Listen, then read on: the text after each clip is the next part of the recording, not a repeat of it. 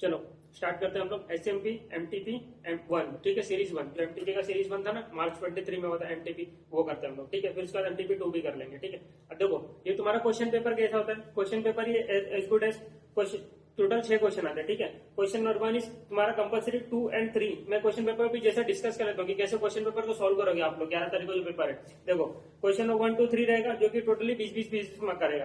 Question number 4 5 6 में ए और B part रहेगा जो कि 10 मार्क करेगा। 5 में ए और बी 10 मार्क का, तो दिस इज 20 मार्क्स, ठीक है। फिर 4 में ए बी सी, मतलब ए और बी, मतलब कोई भी 2 क्वेश्चन 5 मार्क करेंगे, कोई क्वेश्चन 10 मार्क करेगा, तो ये 20 मार्क्स हो गया तुम्हारा, ठीक है। और ये 20 मार्क्स करेंगे, ठीक है। तो तुमको एक क्वेश्चन स्किप करना है, बाकी तुमको 5 क्वेश्चन करना है। Question number is compulsory 2 to 5 में। अब देखो एक कोई एक 5 या 4 क्वेश्चन करना है, ठीक है। तो क्वेश्चन नंबर इज कंपलसरी और 4, टोटल 5 क्वेश्चन हो गए, ठीक है। ऐसे तुमको सॉल्व करना है। अब देखो तुमको सॉल्व कैसे करना है, हम लोग यहाँ पे पूरा सॉल्व करेंगे। तुमको 15 मिनट पहले पेपर मिल जाता है ना, हाँ, तो 15 मिनट पहले पेपर मिल जाता है, ठीक है। अब देखो उसमें 15 मिनट में क्या करोगे तुम, ये क्वेश्चन देखो, क्वेश्चन 5 4 5 6। अभी देखो मैं तुमको बता रहा हूँ कैसे करूंगा। अभी देखो मेरे पास ये क्वेश्चन आया, ठीक है, क्वेश्चन पेपर आया, मॉक टेस्ट पेपर 1। अभी मैं क्या करूंगा, क्वेश्चन, ये क्वेश्चन है ना, अच्छा ये तो आंसर है, देखो क्वेश्चन किधर गया, हाँ इधर है, देखो ये क्वेश्चन है। अभी देखो मैं क्या करूंगा इसमें, मैं थोड़ी ना क्वेश्चन नंबर 1 लेके बैठूंगा। मेरे को पता है क्वेश्चन नंबर 1 पढ़ूंगा 20 मिनट जाएगा और कुछ मिलने वाला भी नहीं है मेरे को, ठीक है। तो मैं क्या करूंगा, मैं डायरेक्ट क्वेश्चन नंबर 6 पे जाऊंगा। मैं सबसे पहले क्या करता हूँ, प्रैक्टिकल चीजें ढूंढता हूँ इसमें कि प्रैक्टिकल चीजें कौन सी है। अभी देखो क्वेश्चन नंबर 6, तो क्वेश्चन नंबर 6 में क्या है, ये तो एडिशन में क्या क्वेश्चन मेरे को दिख गया, आउट ऑफ पॉकेट एक्सपेंस क्या बोला, रिकमेंड कर रहा है मिनिमम प्राइस निकालने के लिए, ठीक है। तो ये क्वेश्चन पहले पुट करूंगा। तो सबसे पहले मैं क्वेश्चन ये करूंगा और मैं इस पर एक बार रीड कर लूंगा क्या क्या चीजें। तो मैं 15 मिनट में 2-3 क्वेश्चन ऐसे निकाल लूंगा जिससे मेरा 15-20 मार्क्स फिक्स हो जाएगा। देखो मैंने एक ही क्वेश्चन निकाल लिया, ठीक है। अभी देखो ये नेक्स्ट वाला पार्ट कौन सा, ये भी लर्निंग के ऊपर है कुछ, ठीक है। ऐसे ऐसे मैं पढ़ लूंगा इसको। क्या पूछा, compute revise budgeted labour hours for management accountant incorporating learning को इंटरप्रेट रेट और इंटरप्रेट कंट्रोल रेशियो, कुछ रेशियो से भी पूछा है, ठीक है। तो ये देखिए मुझे ऐसा लग रहा है कि चलो इसमें थोड़ा प्रैक्टिकल थ्योरी भी है, चलो ठीक है, इसको मैं देखता हूँ। अभी क्या करने का, अभी देखो ये बॉक्स दिया हुआ है, क्या पूछ रहा है, calculate how many super should be remove from the production activities. तो टारगेट कॉस्ट के ऐसा कुछ तो दिख रहा है मेरे को, ठीक है। और इसमें डिजिट है, प्रैक्टिकल क्वेश्चन है, तो ठीक है मैं इसको तक मारूंगा, ये मैं करूंगा, ठीक है। बी क्या दिख रहा है, बजटिंग से रिलेटेड है, थोड़ा बाद में, थ्योरी बाद में, पहले प्रैक्टिकल और थ्योरी वाले क्वेश्चन कर लेंगे। इसमें क्या पूछा है, should division x reduce the selling price by 20 rupees. तुमको ना क्वेश्चन पढ़ना है, ठीक है, मेरे को पता है, इसके लिए मैं बता रहा हूँ। ये क्वेश्चन ना तुमको पढ़ना रहेगा, पढ़ोगे फिर तुमको, अभी मेरे पास टाइम नहीं है ना मैं पढ़ूंगा और फिर टाइम वेस्ट करूँ, नहीं, मैं बता रहा हूँ कि कैसा प्रैक्टिकल क्वेश्चन, ये मैंने सिलेक्ट कर लिया, ये मैं कर लूंगा, ठीक है। फिर ये थोड़ा सा थ्योरी दिया 5 मार्क कर लूंगा, मैं लिख लूंगा इसको, टारगेट क्वेश्चन के ऊपर है। फिर ये क्वेश्चन नंबर 3 पे आया, क्वेश्चन नंबर 3 पूरा ईवीए और तुम्हारा बैलेंस स्कोर कार्ड, ये सारी चीजें पूछ रहा है, ठीक है। बैलेंस स्कोर कार्ड ईवीए पूछ रहा है, ठीक है। मैं क्या करूंगा 15 मिनट में, अब मैंने जो क्वेश्चन है मैं इसको पढ़ लूंगा 15 मिनट में, और 15 मिनट पढ़ के ना मैं अच्छे से डिसाइड कर लूंगा कि इसको करेंगे कैसा, पूरा का पूरा प्लान बना लूंगा। को पब्लिक क्या करती है, इधर पे स्टूडेंट लोग क्या करते हैं, क्वेश्चन नंबर 1 पढ़ते बैठेंगे, 20 मार्क का क्वेश्चन नंबर 1 पूरा पढ़ते बैठेंगे, कुछ मिलने वाला है तुमको, क्वेश्चन नंबर 1 पूरा पढ़ोगे तो कुछ समझ नहीं आएगा, 15 मिनट वेस्ट भी हो गया, ठीक है। तो ऐसा मत करना, पहले क्या करना, जो तुमको चीजें आती है वो चीजें पहले देखो। अभी देखो क्वेश्चन नंबर 2 बहुत इजी है, पेरेटो एनालिसिस दे दिया इसमें, ठीक है, एकदम सिंपल। 20 मार्क का पेरेटो एनालिसिस क्या करने का, एकदम सिंपल क्वेश्चन है, मैंने कराया अपने मॉड्यूल में, ठीक है। तो ये सिंपल क्वेश्चन है, ऐसा ऐसा करने का। अभी देखो हम लोग ऐसे सॉल्व करते हैं, जिस टाइम में सॉल्व करूंगा देखो वैसे ही करना एग्जाम में, तुमको तकलीफ नहीं होगा। अब देखो मैं इसमें ना तुमको इधर पे आ दो, देखो 4 5 6 क्वेश्चन 4 5 6, इसमें से तुम स्कोर ज्यादा कर पाओगे क्योंकि इसमें प्रैक्टिकल भी रहता है, थोड़ा थ्योरी भी रहता है। 1 2 में थोड़ा थ्योरी भी जाता रहता है, ठीक है। तो 3 4 5 6 इसमें से तुम ज्यादा स्कोर कर पाओगे, तो पहले वो क्वेश्चन सॉल्व करो तुम लोग, ठीक है। अभी देखो क्वेश्चन नंबर 6 पे आते हैं और हम लोग स्टार्ट ही कर देते हम लोग अभी, ठीक है। चलो आ जाओ क्वेश्चन नंबर 6 पे स्टार्ट करते हैं हम लोग, देखो पेपर देना स्टार्ट करते हैं। चलो क्या बोल रहा है question number 6A, A B compounds is engaged in manufacturing many chemical product, बहुत सारे केमिकल प्रोडक्ट बना रहा है। ये क्वेश्चन सेम क्वेश्चन मॉड्यूल का मैंने करवाया हुआ, ठीक है। इट इज, ठीक है, मैं यहाँ पे करवा दे रहा हूँ, मेरे को टाइम नहीं मिल रहा था, इसके लिए मैं अभी टाइम बता देता हूँ यहाँ पे, तुम लोग कहाँ ढूंढने बैठे उधर टीचर मेकिंग में। इट इज यूजिंग मेनी, अच्छा जो भी देख रहा है लेक्चर, अगर ये लेक्चर देखते समय टाइम स्पेस बना देना। Using many chemical, some of which are fast moving, some are slow moving and few are non moving category, ठीक है। The firm has stock of 10 units, मैंने सब बताया मेन लेक्चर में कि फास्ट मूविंग क्या होता है, स्लो मूविंग क्या होता है, नॉन मूविंग क्या होता है, ठीक है। यहाँ पे अभी नहीं बता रहा। Firm has stock of 10 units of non moving, company के पास नॉन मूविंग टॉक्सिक मेटल पड़ेगा, ठीक है। इट्स बुक वैल्यू इज 2400, देखो its book value is 2400, realisable value is 3500 and replacement cost is 4200। अभी देखो इसमें क्या पूछा गया तुमको, रिकमेंड मिनिमम यूनिट प्राइस, तुमको क्या मिनिमम यूनिट प्राइस लगाना चाहिए, सामने वाले को चार्ज करना चाहिए to the customer without any loss to the firm, firm को लॉस नहीं होना चाहिए, ठीक है। हमको मिनिमम प्राइस निकालना, मिनिमम प्राइस मतलब क्या होता है कि वो प्राइस ही जो जो ऐसा प्राइस, वही प्राइस हम लोग चार्ज करेंगे जो हमको ये नया ऑर्डर आने की वजह से लग रहा है, दूसरा चार्ज नहीं करेंगे हम लोग, ठीक है। जैसे कोई फिक्स और फिक्स कॉस्ट है, ठीक है, फिक्स कॉस्ट तुम्हारा इनकर हुआ है, अभी वो यूनिट वो तुमको ऑर्डर नहीं आया होता तो क्या तुमको फिक्स कॉस्ट इनकर करना पड़ता था क्या, नहीं करना पड़ता था ना, बरोबर। इसकी वजह से अलग से फीस कॉस्ट इनकर करना पड़ेगा, नहीं करना, तो पहले से वो था तभी भी था अभी भी है, तो वो क्यों चार्ज करोगे, नहीं चार्ज करोगे, ठीक है। तो ऐसे कॉस्ट नहीं चार्ज करने के। अभी देखो यहाँ पे क्या बोल रहा है, अलग से मटेरियल खरीद रहे हो उसका चार्ज कर लो। अभी देखो यहाँ पे देखो मैं क्या क्या चीज, कंपनी के पास में नॉन मूविंग टॉक्सिक केमिकल पड़ा हुआ है, कंपनी के पास नॉन मूविंग टॉक्सिक केमिकल पड़ा हुआ है। अब ये नॉन मूविंग है, नॉन मूविंग मतलब इसका प्रॉपर मतलब फटाफट ये माल बिकते नहीं है, बिकते नहीं तो क्या करने का, इसका कौन सा वैल्यू लेने का, बुक वैल्यू तो कभी सोचने का नहीं, बुक वैल्यू तो अकाउंटिंग की बुक कीपिंग के लिए, वो सब वैल्यू नहीं लेने का। देखो रिप्लेसमेंट कॉस्ट की रियलाइजेबल वैल्यू, तो अभी वो पड़ा हुआ है उसको उस वेस्ट ही एक तरह का, ठीक है। तो मैं क्या करूंगा, जो कचरे के भाव में जो निकल रहा है वही वैल्यू लूंगा, रियलाइजेबल वैल्यू लूंगा, ठीक है। तो मैं रियलाइजेबल लूंगा इसका 3500। तो देखो मैं क्या क्या चार्ज करूंगा, मटेरियल का कॉस्ट चार्ज करूंगा, मटेरियल कॉस्ट 3500, ठीक है। अभी देखो one of the customer of the firm asked to supply 10 units of product which needs all the 10 units of the non-moving chemical as an input। देखो सारे के सारे नॉन मूविंग केमिकल इसमें यूज हो जाएंगे, तो बोल रहा है, तो वही बोल रहा है, तो उसके लिए 3500 रुपीज ले लिया उसका cost. The other cost associated क्या क्या, अलोकेटेड ओवरहेड एक्सपेंसेस, ये सब अलोकेटेड ओवरहेड एक्सपेंसेस है, तो इसमें क्यों अलोकेट करोगे, पहले से अलोकेटेड है ना, इसके आने से खर्चा हो गया, नहीं ना, तो ये नहीं लेंगे हम लोग, ठीक है, इसको छोड़ दो। ये 3500 10 यूनिट्स के लिए है ना, तो डिवाइड बाय 10, तो पर यूनिट कितना 35 रुपीज होगा, ठीक है। अभी देखो out of pocket expenses, out of pocket expenses 50 rupees तुमने अलग से खर्चा किया इसके इस प्रोडक्ट को बनाने के लिए, तो वो भी तो लोगे 50 रुपया पर यूनिट, ये भी ले लिया। अब देखो लेबर कॉस्ट क्या बोला, 40 rupees per hour, for each unit 2 hours are required, एक यूनिट के लिए 2 आवर्स लगता है, मतलब एक यूनिट के लिए 2 आवर्स, तो पर आवर 40 रुपीज, तो 80 रुपीज आएगा लेबर का। लेकिन नीचे देखो क्या पड़ा हुआ, नीचे देखो क्या लिखा हुआ है, the labor force required for the production of the product will be deployed from among the permanent employees of the firm, this temporary deployment will not lead to any loss of contribution। क्या वो labour आने की वजह से तुमको अलग से कुछ लॉस हो रहा है क्या, नहीं हो रहा है, वो तुम्हारे परमानेंट एम्प्लॉय है, वो लोग फुकट बैठे हुए, ठीक है, फुकट बैठे हुए, पता चला ना, फुकट बैठे, इधर लिखा ना, this temporary deployment will not lead to any loss of contribution. हाँ तुम्हारा लेबर अगर काम कर रहा है, प्रॉपर काम कर रहा है, ठीक है, और यहाँ पे उसको लाने की वजह से तुम्हारा एग्जिस्टिंग यूनिट कम बन रहा है, ठीक है, ये स्पेशल ऑर्डर के लिए, तो उसका कॉस्ट हम लोग लेंगे क्योंकि वो वहां पे काम नहीं हो पा रहा है, ठीक है।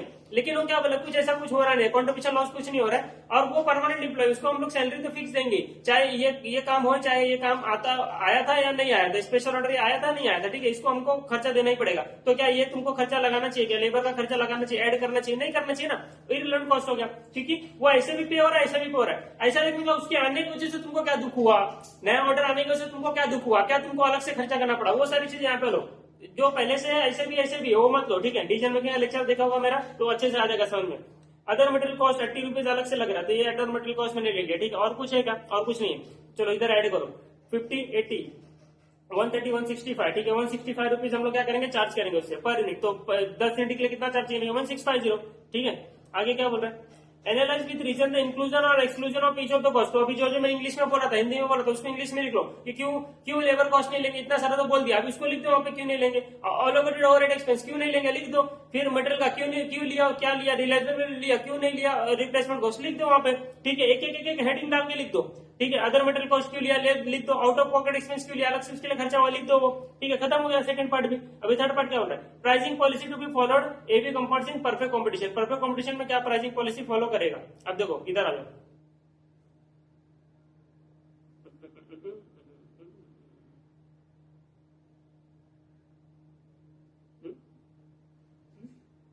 गलत किया गया हमने कुछ, अरे 3500 डिवाइड बाय 10 35 होता है क्या, 350 होता है ना, बोलो ना, अरे कैसे बोलोगे, सॉरी 350 प्लस 480 होगा ना कॉस्ट, 480, हाँ ये सिली मिस्टेक हो जाता है एग्जाम में, नहीं करने का, ठीक है। कैल्सी का यूज करना है, देखो मैं कैल्सी यूज नहीं किया, गलती हो गया ना, तो ये भी तो एक सीख मिला ना तुम लोगों यहाँ से, तो ऐसे समझो 480 रुपीज आ गया, ठीक है, इधर 480 रुपीज आ गया, ठीक है, तो 480 रुपीज चार्ज करेंगे।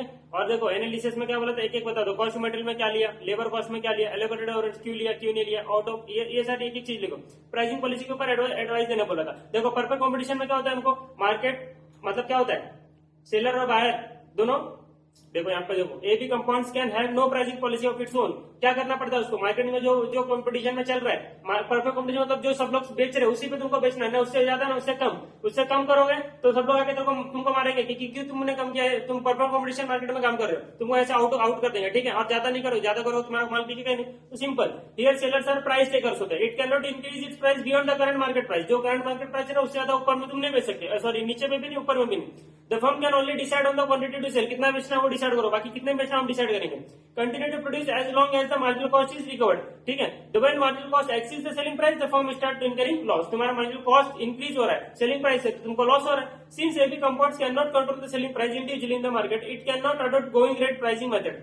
Here it can keep its selling price at the average level charged by the industry जो चार्ज कर रही है। This would yield a fair return of the firm and average selling price would help the firm attract a fair market share in the competitive conditions, ठीक है। तो ये समझा तुमको, करवाया हुआ है मैंने क्वेश्चन, सेम क्वेश्चन मैंने करवाया हुआ है डिसीजन मेकिंग में, ठीक है। ये हो गया क्वेश्चन नंबर 6A खत्म। चलो अभी मैं प्रैक्टिकल क्वेश्चंस करूंगा, पहले प्रैक्टिकल क्वेश्चन 6A हो गया। चलो देखा क्वेश्चन करने का एग्जाम में, पहले देखा क्वेश्चन, मतलब जो तुमने देखा होगा ना कि हाँ ये मेरे को आता है, वही करने का कॉन्फिडेंस आता है ना। नहीं, स्टार्ट करते हम लोग question number 5A। Question 5A बहुत इंपॉर्टेंट क्वेश्चन है, देखो ध्यान से देखो। A company has sales of 1 lakh units at a price of 150 rupees, ठीक है। क्या बोल रहा है, 1 लाख यूनिट्स बेचती है, 150 रुपीज में बेचती है, ठीक है। एंड प्रॉफिट कितना कमाती है, 30 लाख रुपीज का प्रॉफिट कमाती है during the in the year, ठीक है। Due to stiff competition the company has to reduce its prices of product next year by 8% to achieve same volume of sales. क्या बोल रहा है कि कंपनी 1 लाख यूनिट्स बेचती है, 150 रुपीज में बेचती है, 30 लाख रुपीज कमाती है, ठीक है। 30 लाख रुपीज कमाती है, 1 लाख, तो पर यूनिट कितना कमाती है, देखो 30 लाख का प्रॉफिट है ना, तो डिवाइड बाय 1 लाख यूनिट्स बेच के ना, तो पर यूनिट प्रॉफिट कितना है, 30 रुपीज है, ₹30, और 150 रुपीज में बेचती है, 30 रुपीज का प्रॉफिट कमाती है, मतलब कॉस्ट कितना होगा, 120 रुपीज तुम्हारा कॉस्ट होगा। देखो यहाँ से मैच हो रहा है 120 रुपीज, ये 120 लाख है, ठीक है। तो 1 लाख यूनिट्स के लिए ना, तो डिवाइड बाय 1 लाख करेंगे तो पर यूनिट कितना आएगा, 120 रुपीज ही आएगा, तो मेरा 120 रुपीज का कॉस्ट भी मैच होगा, ठीक है। अब देखो क्या बोल रहा है, वो देखो मैं ऐसा करूंगा, इसको सॉल्व करता हूँ अच्छे से। क्वेश्चन 5A, देखो करंट सिचुएशन क्या है कि कंपनी का सेलिंग प्राइस जो है 150 रुपीज है, ठीक है। एंड जो प्रॉफिट है वो कंपनी का 30 रुपीज है, ये पर यूनिट है, 150 पर यूनिट, ये भी 30 रुपीज पर यूनिट। तो जो तुम्हारा कॉस्ट है तुम्हारा जो वो 120 रुपीज पर यूनिट है, ठीक है। ये तुम्हारा है करंटली, अभी सिचुएशन ये चल रहा है, ठीक है। इधर देखो टोटल कॉस्ट 120 लाख है ना, टोटल कॉस्ट 120 लाख है ना, तो पर यूनिट निकालो ना, 120 lakh divide by 1 lakh, 1 lakh unit के लिए ना, तो अगर ये करोगे 1 2 3 4 5, तो 120 रुपीज आया ना, 120 रुपीज, तो पर यूनिट 120 रुपीज है, ठीक है। अब क्या बोल रहा है कि मार्केट में कंपटीशन की वजह से तुमको 8% to achieve same volume of sales as the current year, तुमको अपना जो सेलिंग प्राइस है वो रिड्यूस करना पड़ेगा। देखो reduce the price of its product next year by 8% से रिड्यूस करना पड़ेगा to achieve the same volume of sales in the current year. तो तुम्हारा जो सेल्स है ना, जो 1 लाख यूनिट्स तुम बेच रहे थे, यहाँ पे कितना यूनिट्स बेच रहे थे, 1 लाख यूनिट्स बेच रहे थे, 1 लाख यूनिट्स बेच रहे थे ना। तो ये बोल रहा है कि जो नेक्स्ट ईयर की बात कर रहा है, नेक्स्ट ईयर में भी अगर तुमको 1 लाख यूनिट्स बेचना है, same level of units achieve करने के, तो क्या करना पड़ेगा, ये तुमको कम करना पड़ेगा, 8% से कम करना पड़ेगा। तो 150 माइनस 8% कितना होता है, ये तुमको 138 रुपीज करना पड़ेगा, सेलिंग प्राइस तुम्हारा 150 से 138 रुपीज करना पड़ेगा, ठीक है। अभी देखते हैं आगे क्या बोल रहा है। देखो ये कॉस्ट दिया, जो कॉस्ट स्ट्रक्चर दिया है, प्रॉफिट गिवन बिलो, क्या दिया हुआ है, देखो डायरेक्ट मटेरियल 50 लाख रुपीज का खर्चा है इन लैक्स है, डायरेक्ट वेजेस 30 लाख का है, वेरिएबल फैक्टर रेट 15 लाख है, and fix overhead sales settlement 25 lakh है, टोटल 120 लाख का खर्चा है फॉर 1 लाख यूनिट्स, ठीक है। To achieve the target cost to maintain the same profit, अभी देखो मेंटेन द सेम प्रॉफिट इसको सेम करना है, तो कॉस्ट कितना हो जाएगा, देखो प्रॉफिट जो है उसका 30 रुपीज पर यूनिट है, तो यहाँ पे भी 30 रुपीज पर यूनिट होना चाहिए। तो 138 माइनस 30 करो तो कितना है 108। अब तुम्हारा कॉस्ट ना 120 से 108 तुमको करना है। तुमको कॉस्ट ना कितने से कम करना है, देखो कितने से कम करना है, 120 से 108, मतलब तुमको अपना कॉस्ट 12 रुपीज पर यूनिट कम करना है, 12 रुपीज पर यूनिट कम करना है, ठीक है, 12 रुपीज पर यूनिट कम करना तुमको अपना कॉस्ट। तो 1 लाख यूनिट्स के लिए कितना कॉस्ट करना पड़ेगा, कम करना पड़ेगा इंटू 12 रुपीज, मतलब तुमको 12 लाख का कॉस्ट कम करने का, 12 लाख का कॉस्ट कम करने का, समझे। 120 से तुमको कॉस्ट पर यूनिट 108 करना है, 12 रुपीज पर यूनिट तुमको कॉस्ट कम करना है। तो 1 लाख यूनिट्स के पीछे कितना कॉस्ट कम करना पड़ेगा, तुमको 12 लाख से कम करना है कॉस्ट, ठीक है। ये मेरे दिमाग में आ गया कि मेरे को 12 लाख से अपना कॉस्ट कम करना है। अब आगे आ जाओ, देखो company is evaluating the proposal to reduce the labour cost and fix overhead, ठीक है। A vendor supplying the machine suitable, देखो ये क्या बोल रहा है, vendor supplying the machine suitable for the company's operation has offered an advance technology, बोल रहा है कि हम तुमको नया टेक्नोलॉजी वाला मशीन देंगे, सेमी ऑटोमेटिक मशीन रहेगा जिसमें वर्कर कम लगेंगे, machine of 10 lakhs as replacement of old machine of ₹3 lakhs। तुम्हारे पास एक ओल्ड मशीन पड़ा हुआ था 3 लाख रुपए का, ठीक है, तुम्हारे पास 3 लाख रुपए का ओल्ड मशीन पड़ा हुआ था, ये बोल रहा है इसकी जगह पे हम तुमको 10 लाख का एक मशीन देंगे, ठीक है, जो कि सेमी ऑटोमेटिक मशीन रहेगा, जिससे हमारे लोगों का एफिशिएंसी बढ़ेगा, जो भी होगा देखते हैं अभी आगे, देखते क्या बोल रहा है। The vendor is agreeable to take back the old machine at ₹2.25 lakhs, बोल रहा है कि जो पुरानी मशीन तुम्हारी पड़ी है मेरे को दे दो 2.25 lakhs रुपीज में। 3 लाख का मशीन पड़ा हुआ है तुम्हारे पास, उसका वैल्यू 3 लाख है अभी, वो बोल रहा है 2.25 में दे दो मेरे को, बेच दो। The company's policy is to charge depreciation at 10% on WDV, WDV के ऊपर 10% depreciation चार्ज करती है कंपनी, ठीक है। आगे इन्फॉर्मेशन दिया हुआ है क्या, आगे देखते हैं। Maintenance charge of the existing machine, जो अभी मशीन है ना उसका एग्जिस्टिंग मशीन जो है अभी 3 लाख वाली, उसका क्या बोला कि उसका मेंटेनेंस का खर्चा लगता है 0.8 lakhs per annum, whereas there will be warranty of services free of cost for the new machine for the first year. बोल रहा है कि जो नया मशीन आएगा उसकी वजह से तुम्हारा मेंटेनेंस का खर्चा नहीं लगेगा, वो तुम्हारा फ्री ऑफ कॉस्ट रहेगा, वारंटी सर्विस रहेगा, ठीक है।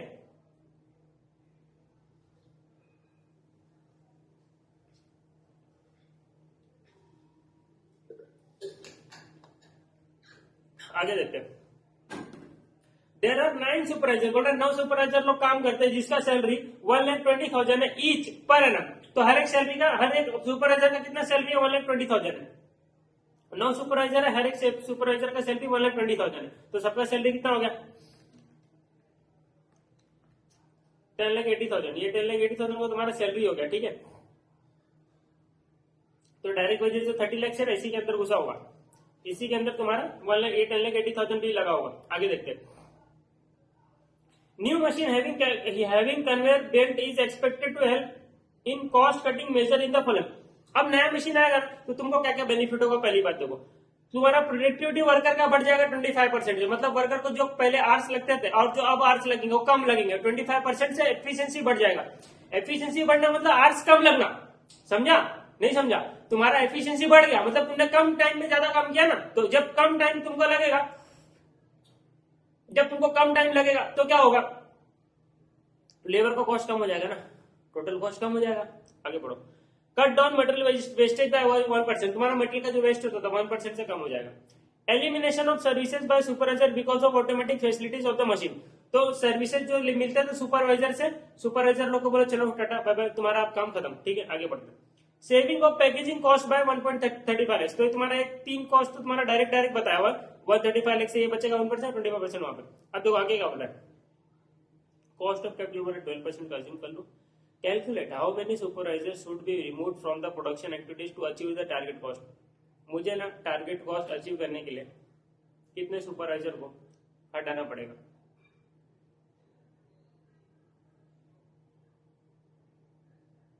दो स्टाइल इसको सॉल्व करने का, कौन से स्टाइल से करो सर, एकदम इजी वाले स्टाइल से करो, ठीक है ठीक है, इजी वाले स्टाइल से करो,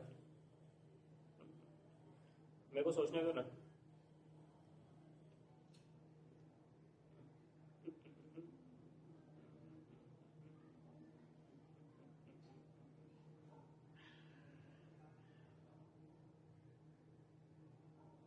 मैं सोच रहा हूँ कि तुमको कौन सी स्टाइल से इजी लगेगा।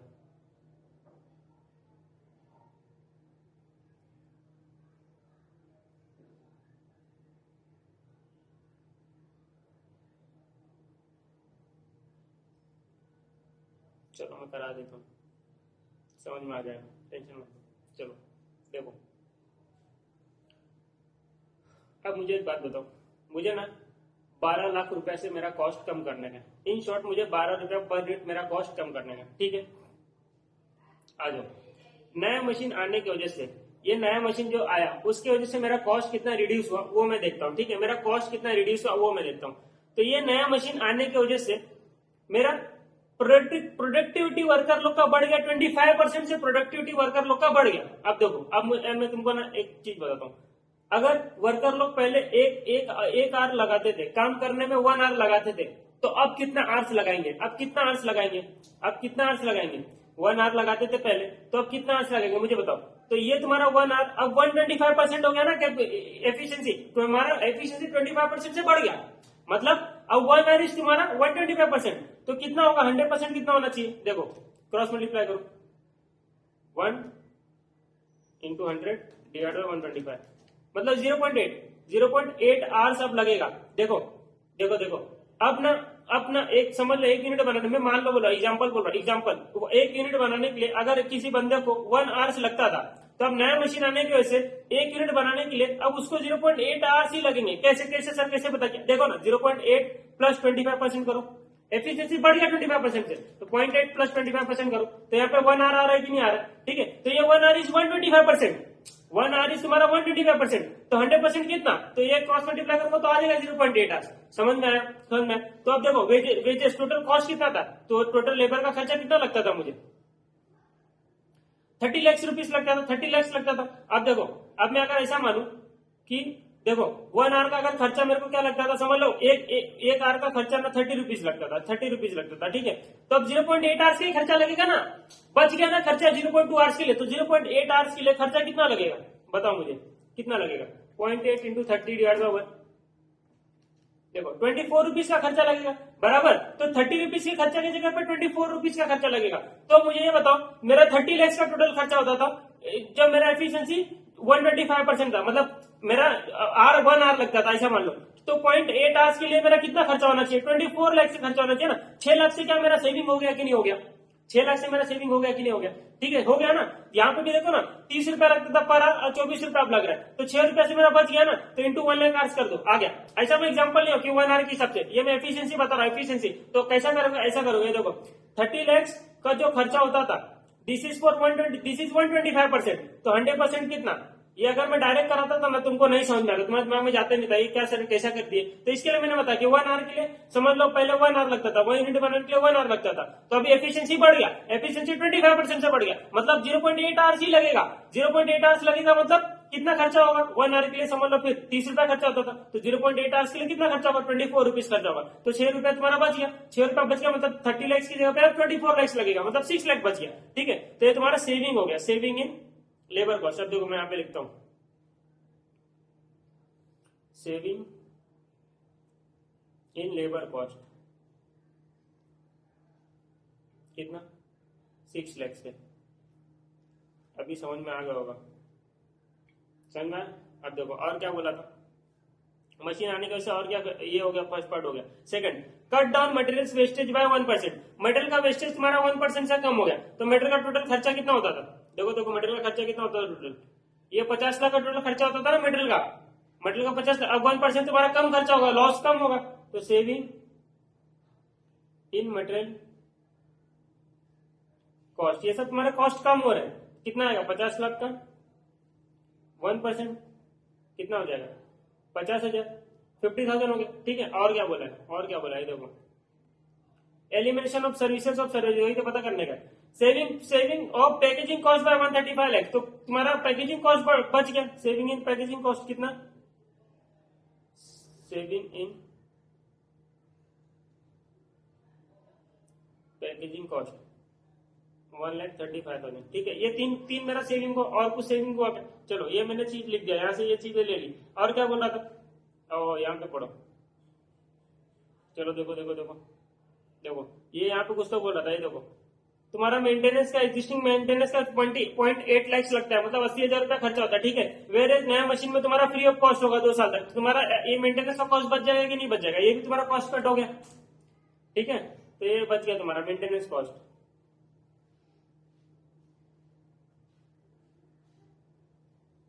सेविंग इन मेंटेनेंस कॉस्ट कितना 80,000। ठीक है, ये हो गया, ये टोटल तुम्हारा सेविंग हुआ। और कुछ लिखा गया सेविंग, और कुछ सेविंग हो रहा है क्या? नहीं, और कुछ सेविंग मेरे को दिख नहीं रहा। ठीक है, ये सारी मैंने सेविंग्स ले लिया। ठीक है, तो नया मशीन आने की वजह से ये सब सेविंग हुआ। अब नया मशीन आने की वजह से मेरा और भी तो कुछ हुआ रहेगा, कॉस्ट भी तो बढ़ा होगा। तो increase in cost, increase in cost क्या क्या बढ़ा? देखो पहला कॉस्ट क्या बढ़ा, पहला तो मेरा ये कि मशीन आया।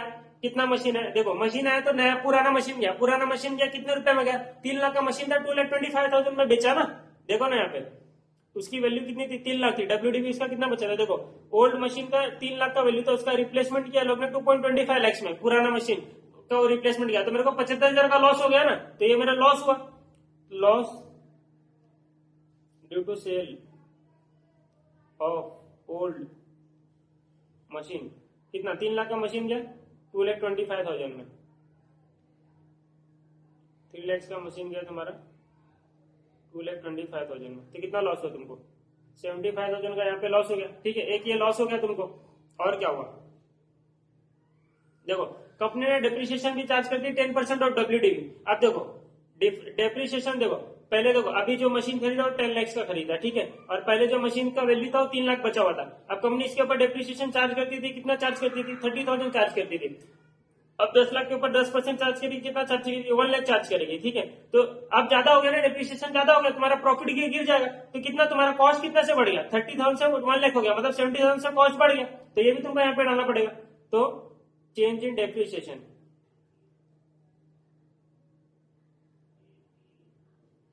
अब तुम लोग क्या बोलोगे सर ये मशीन ये डेप्रिसिएशन अरे नॉन कैश होता है, लेकिन पूरा का पूरा मशीन खरीदा 10 लाख डाल दूंगा एक ही बार में, नहीं डाल सकता ना, उसको बांटूंगा ना over the period of time. तो वही तो किया हूं मैं, और क्या किया हूं? चेंज इन डेप्रिसिएशन कितना? 10 लाख लगते। पहले देखो 30,000 का वैसे भी चार्ज करते थे, अभी 1 लाख चार्ज कर रहे, तो 70,000 एक्स्ट्रा चार्ज कर रहे, वही लिख रहा हूं यहाँ पे। ठीक है, चेंज इन डेप्रिसिएशन कितना? 1 लाख माइनस 30,000। ऐसा नहीं समझ में आया तो ऐसा कर लो, पहले 10 लाख की जगह ऊपर चार्ज करते थे, 3 लाख के ऊपर चार्ज करते थे, उसकी जगह 10 लाख के ऊपर चार्ज इंटू 10%, तुम्हारा आ गया 70,000। ठीक है, और कुछ लॉस हुआ क्या?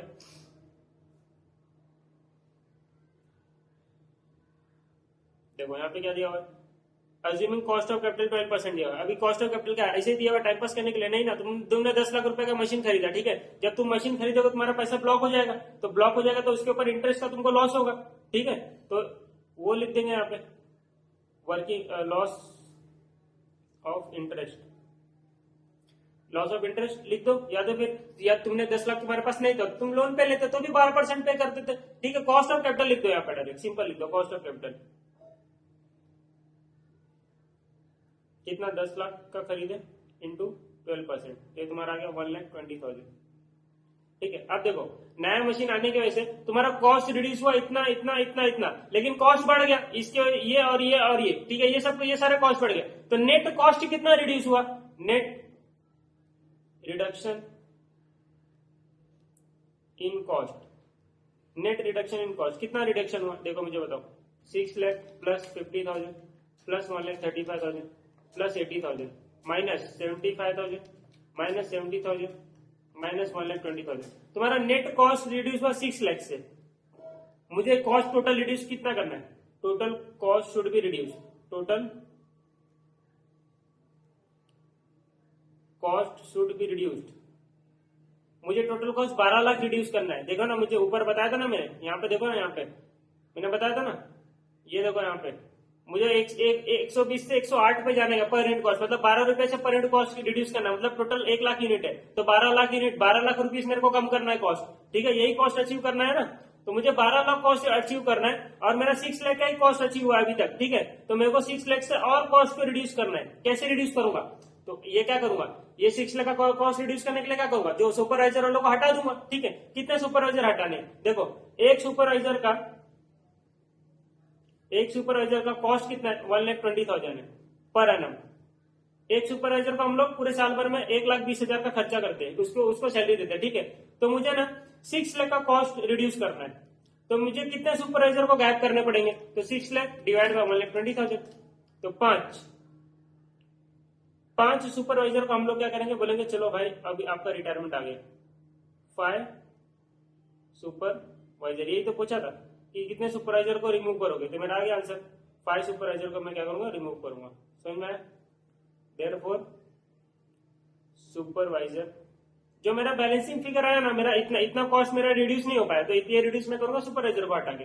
तो supervisor should B Rideau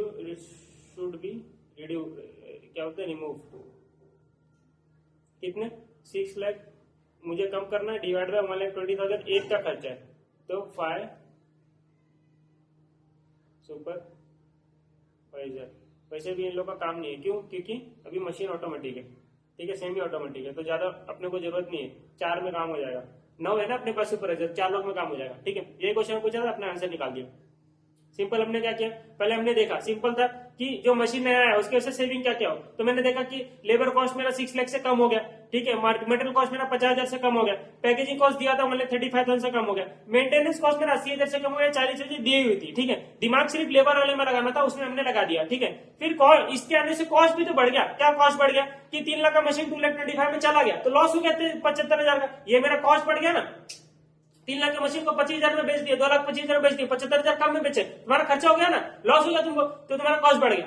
change in depreciation, depreciation देखो, पहले हर साल में क्या करता था, 30,000 रुपया चार्ज करता था, ठीक है, तो हर साल नहीं, करंट ईयर में 30,000 चार्ज करने होता है, डब्ल्यूडी बोला है, तो 3 लाख का मशीन का वैल्यू था अभी करंट ईयर में, तो 3 लाख के ऊपर 10% 30,000 डेप्रिसिएशन चार्ज करता था। लेकिन नया मशीन 10 लाख का आने की वजह से 1 लाख चार्ज करूंगा, ठीक है, तो मेरा 70,000 से कॉस्ट बढ़ गया, तो ये बढ़ गया मेरा कॉस्ट, ठीक है। कॉस्ट ऑफ कैपिटल 10 लाख का मशीन खरीदा, 12% इंटरेस्ट गया, तो 1,20,000 ये मेरा कॉस्ट ऑफ कैपिटल होगा, ठीक है। तो टोटल मेरा नेट रिडक्शन अगर मैं देखूं प्लस माइनस करके, तो मेरा 6 लाख का कॉस्ट रिड्यूस हुआ नया मशीन आने की वजह से, तो 12 लाख का कॉस्ट तो रिड्यूस करना था, तो 6 लाख का कॉस्ट और रिड्यूस करो, कैसे करोगे, तो 1,20,000 पर एनम तुम्हारा एक सुपरवाइजर का सैलरी है, तो 5 सुपरवाइजर को बोलो टाटा बाय बाय, ठीक है, तो 5 सुपरवाइजर का मैंने हटा दिया, 6 लाख डिवाइड 1,20,000, वही क्वेश्चन ने पूछा था कितने सुपरवाइजर को तुम लोग रिमूव करोगे, ये बहुत मस्त क्वेश्चन था, ठीक है। यहाँ पे देखो ये लोग ने दिया है 5 सुपरवाइजर, ये सब देखोगे ना दिमाग खराब हो जाएगा। अभी यहाँ पे मैंने लिख दिया, यहाँ पे कर दिया, ये पूछा था ना, calculate how many supervisor should be removed for production activities to achieve the target cost, तो टारगेट कॉस्ट मेरा अचीव करना था, मेरे को और 6 लाख कम करना का था, 6 लाख तो कम होता, और 6 लाख कम करने का था, ठीक है, तो मैंने क्या कहते हैं इसको रिमूव कर दिया। ये क्वेश्चन हो गया। अब आ जाओ क्वेश्चन 5 हो गया। अब जो मैं कराऊंगा वो मैं कराऊंगा। देखो इधर देखो, क्वेश्चन ऑफ 4 खत्म कर देते हैं। State whether and why the following statement are valid or not valid, ठीक है। अगर वैलिड है तो क्यों वैलिड है, वैलिड नहीं है तो क्यों वैलिड नहीं है। देखो अभी target costing is not applicable to monopoly market, ठीक है। टारगेट कॉस्टिंग मोनोपोली मार्केट में एप्लीकेबल है क्या? नहीं एप्लीकेबल है। क्यों नहीं एप्लीकेबल है? देखो मोनोपोली मार्केट में क्या होता है, प्राइस, हम लोग क्या होते हैं प्राइस मेकर होता है, हम लोग प्राइस बनाते हैं, ठीक है। मोनोपोली मार्केट में तुम अकेले हो, ठीक है, और कोई है ही नहीं, तो तुमको जो प्राइस चार्ज करना है चार्ज कर दो, ठीक है। लेकिन टारगेट कॉस्टिंग में कैसा होता था कि मुझे कॉस्ट को टारगेट करना होता था सेलिंग प्राइस को देख के, कि भाई सारे सेलिंग प्राइस मार्केट में ये चल रहा है, तो अब मुझे वो अडॉप्ट करना पड़ेगा। वो सेलिंग प्राइस डिसाइड किया मैंने, अब उससे मेरा प्रॉफिट मार्जिन मैंने चेक कर लिया कि मेरा प्रॉफिट मार्जिन ये होता था, ठीक है। तो वो तुम्हारा प्रॉफिट मार्जिन तुमने माइनस किया, अब जो बचा कॉस्ट, ठीक है, वो कॉस्ट तुमको क्या करना पड़ेगा, कैसे करके अचीव करना पड़ेगा, दैट इज तुम्हारा टारगेट कॉस्ट, ठीक है। और टारगेट कॉस्ट आया क्यों? क्योंकि तुमको सेलिंग प्राइस डिसाइड करना पड़ा मार्केट को देख के। अभी जो क्वेश्चन किया उसमें क्या क्या सेलिंग प्राइस को कम करना पड़ा, क्यों 150 से, अगर तुम मोनोपोली मार्केट में तो सेलिंग प्राइस कम करते क्या? कुछ भी बात करते हो, नहीं करते ना कम सेलिंग प्राइस के। मोनोपोली मार्केट में तुम्हारा मन मर्जी, तो तुम सेलिंग प्राइस डिसाइड कर सकते हो। तो ये सही बात है, target costing is not applicable to monopoly market, क्योंकि मोनोपोली मार्केट में सेलिंग प्राइस तुमको खुद को डिसाइड करना रहता है कि जो जितने बेचना उतने ही बेचो, ठीक है। और जितने बेचना उतने बेचो, तो क्या टारगेट कॉस्ट है, और जितना कॉस्ट है उसके ऊपर प्लस प्रॉफिट कर दो, जितने बेचना उतने बेचो। टारगेट कॉस्ट वहां पे आता है जहां तुम प्राइस टेकर हो, कि तुमको जो प्राइस मार्केट में चल रहा है उसमें ही बेचना पड़ेगा। अब उसके हिसाब से अपना प्राइस, अपना प्रॉफिट मार्जिन कर लो माइनस, और उसके हिसाब से जो कॉस्ट आएगा वो तुमको कैसे भी करके अचीव करना है, that is your target cost, ठीक है। समझ में आया? तो वो तुम यहाँ पे लिख देना। Next, target costing ignores non value added activities, हाँ तो इग्नोर करता ना, सही बात है, वैल्यू एडेड एक्टिविटी को लेता, बाकी नॉन वैल्यू एडेड एक्टिविटी को हटाएंगे, तब ना तुम्हारा टारगेट कॉस्ट अचीव होगा, तब ना तुम्हारा, तुमको जो कॉस्ट तुमने जो डिसाइड किया, टारगेट किया, वो तुमको वो तुम अचीव कर पाओगे। बाकी फालतू चीजों को हटाओगे ना, तुम्हारा कॉस्ट बचेगा ना।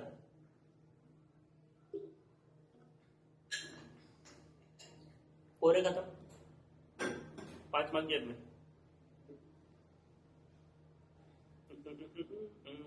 4 का एक खत्म, ठीक।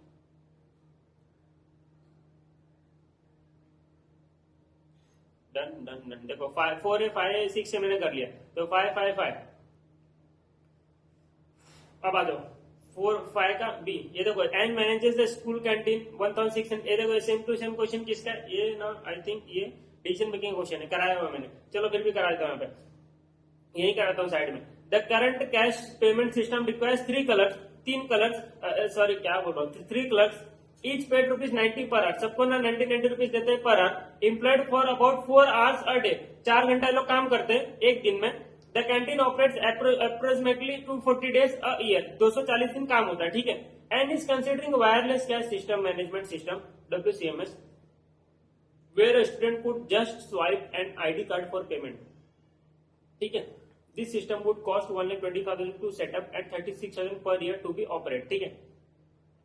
And believe that he could manage with 1 clerk if he were to implement the system, ठीक है। क्या बोल रहा है कि हम एक ही क्लर्क के भरोसे काम कर लेंगे अगर ये सिस्टम लगाएंगे तो।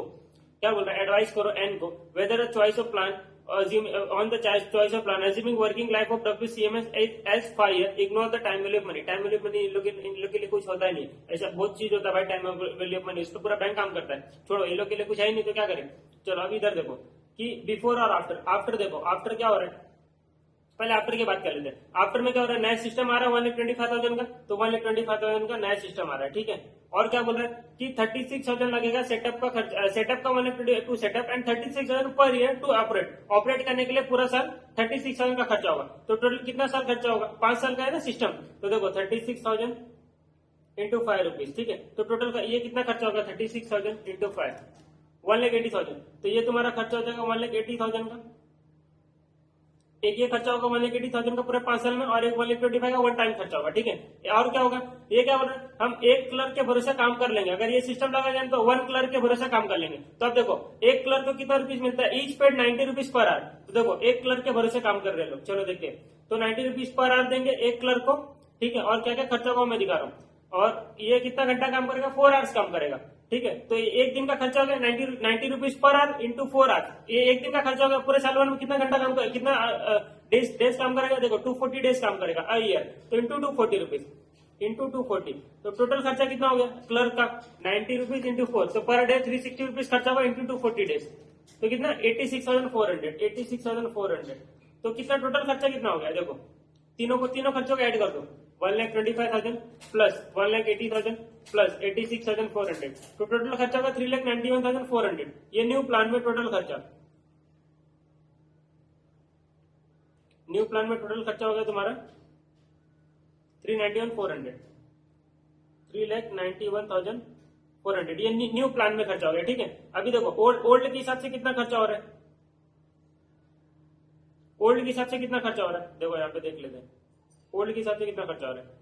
ये आफ्टर है, अभी ओल्ड के हिसाब से देखो। ओल्ड के हिसाब से ये लोग ने क्या किया था, करंट कैश सिस्टम में क्या हो रहा है, पेमेंट सिस्टम 3 क्लर्क्स, ये लोग 3 क्लर्क्स के भरोसे काम कर रहे हैं। अभी देखो 3 क्लर्क्स काम कर रहे हैं, सबको मैं 90 रुपीज दे रहा हूँ पर आवर, और एक दिन में 4 घंटा काम कर रहे हैं। तो टोटल एक दिन का खर्चा कितना होगा? 3 इंटू 90 इंटू 4, 1080 रुपीज दे रहा हूँ पर डे का, ठीक है। चारों लोग को नहीं, 3 लोग को, ठीक है। और ऐसा 240 दिन काम कर रहे हैं, ठीक है। 240 दिन काम कर रहे हैं एक साल में, तो कितना खर्चा होगा? 1080 इंटू 240, तुम्हारा आ गया 2,59,200, 2,59,200। और ये टोटल 5 साल का खर्चा ना। अरे मैंने कुछ गलती किया क्या? हाँ, ये देखो ना, इधर पे मैंने ये जो क्लर्क का खर्चा लिया, एक क्लर्क का खर्चा लिया, एक ही साल का लिया ना। देखो 90 rupees 4 hours per day 240 days एक साल में, तो एक साल का खर्चा हुआ ना इंटू 5 ही तो करना पड़ेगा। 5 साल का टोटल निकाल रहे हैं ना 5 साल में, तो कितना हो जाएगा ये बताओ मुझे कितना होगा। ये थोड़ा गलती हो गया, 90 इंटू 4 तो 360 rupees per day into 240 days, तो आ गया 86,400 एक दिन का, एक साल का इंटू 5 साल का खर्चा, तो 4,32,000। ये 4,32,000, ठीक है। अभी तीनों को ऐड करो, 4,32 प्लस 1,80,000 प्लस 1,25,000, तो कितना? 7,37,000। तो ये तुम्हारा आ गया 7,37,000। कितना खर्चा है? 7,37,000, ठीक है। 7,37,000 का खर्चा आ गया, ठीक है। अब देखो ओल्ड में क्या हो रहा है, यहाँ पे कैलकुलेशन कर रहा था। देखो 3 क्लर्क्स है, 90 रुपीज पर आवर दे रहा हूँ, और 4 आवर्स लोग काम कर रहे हैं, तो पर डे का खर्चा 1080 हो गया, और 240 डेज का खर्चा 2 लाख, कितना? ये कितना था?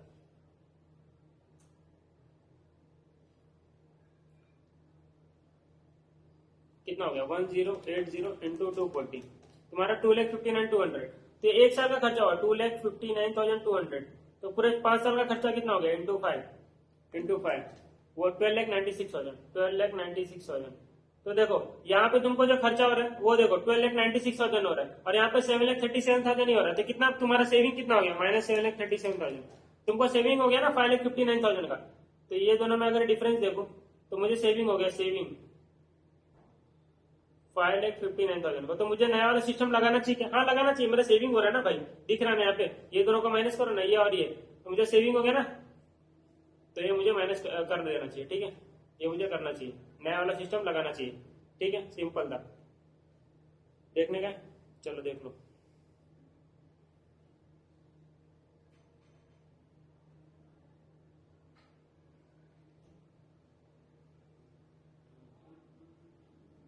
कौन सा क्वेश्चन था?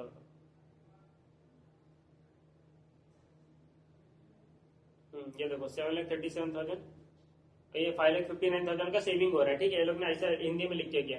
ठीक है, 5,59,000 का खर्चा हो रहा है, ये देख लो। लेकिन नॉन फाइनेंशियल मेजर भी देख लो कि WCMS may be a lot more efficient but more rigid. For instance, what if a student forget to bring his or her card on transaction failure due to connectivity issues and may not have enough cash to pay?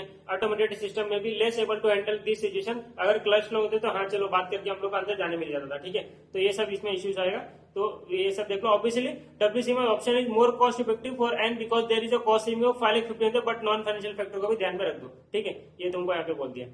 ठीक है, simple था एकदम। अभी देखो और क्या बोला, और करके भी क्वेश्चन पूछा इसमें। ये देखो और करके क्वेश्चन पूछा, तुमको दोनों में दोनों मत कर देना एग्जाम, एक ही करना। Sunny limited has developed a new product which is about to launch into the market. ठीक है, अभी देखो ये जो ये क्वेश्चन है ना, ये ओल्ड पीएम का क्वेश्चन है, और ये सेम क्वेश्चन है मैंने करवाया हुआ है। कहाँ पे करा है ना, ये देख लेना, मैं बताता हूँ तुमको कहाँ पे। प्राइसिंग डिसीजन का चैप्टर खोलोगे ना, मेरा प्राइसिंग डिसीजन का एपिसोड देखोगे ना, प्राइसिंग डिसीजन, उसमें ना एपिसोड 1 में जाना, एपिसोड 1 में।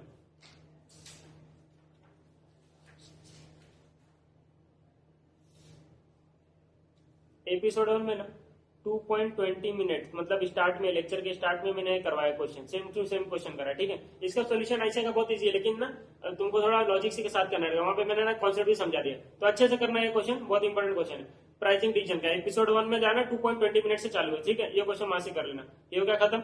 अभी हम लोग क्या करते हैं, 4 मतलब अपना ये हो गया ना, ए बी हो गया, अभी सी। कौन सा ए बी है? 4 का ए बी है, अभी सी कर लेते हैं। ठीक है, सी भी कर लेते हैं, चलो।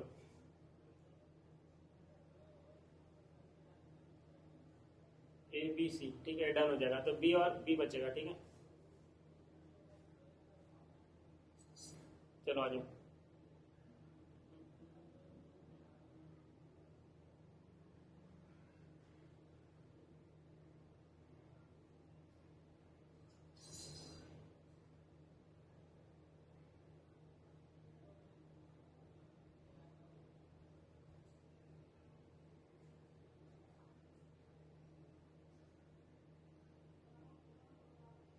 चलो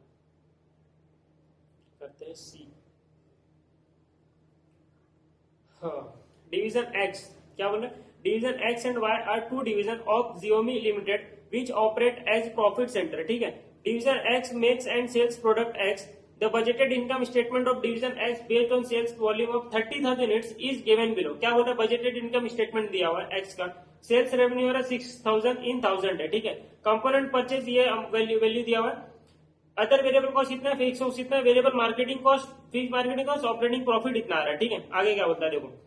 the manager of division x suggest that cells can be increase by 9,600 units. क्या बोल रहा है कि सेल्स जो है ना 9,600 यूनिट्स है ना बढ़ जाएगा, लेकिन एक सेकेंड देखो, सेल जो है तुम्हारा 9,600 यूनिट से बढ़ जाएगा if the selling price is reduce by 20 per unit. अगर तुम अपना सेलिंग प्राइस कितने रुपए में बेच रहे हो, अभी देखो यहाँ पे दिया सेलिंग प्राइस, नहीं दिया है, तो ये दिया ना 6,000 है, सेल्स में रेवेन्यू 6,000 है, इन 1000 है ना, इन 2,000 कर दो, तो टोटल रेवेन्यू है 60 लाख का, डिवाइड बाय 30,000,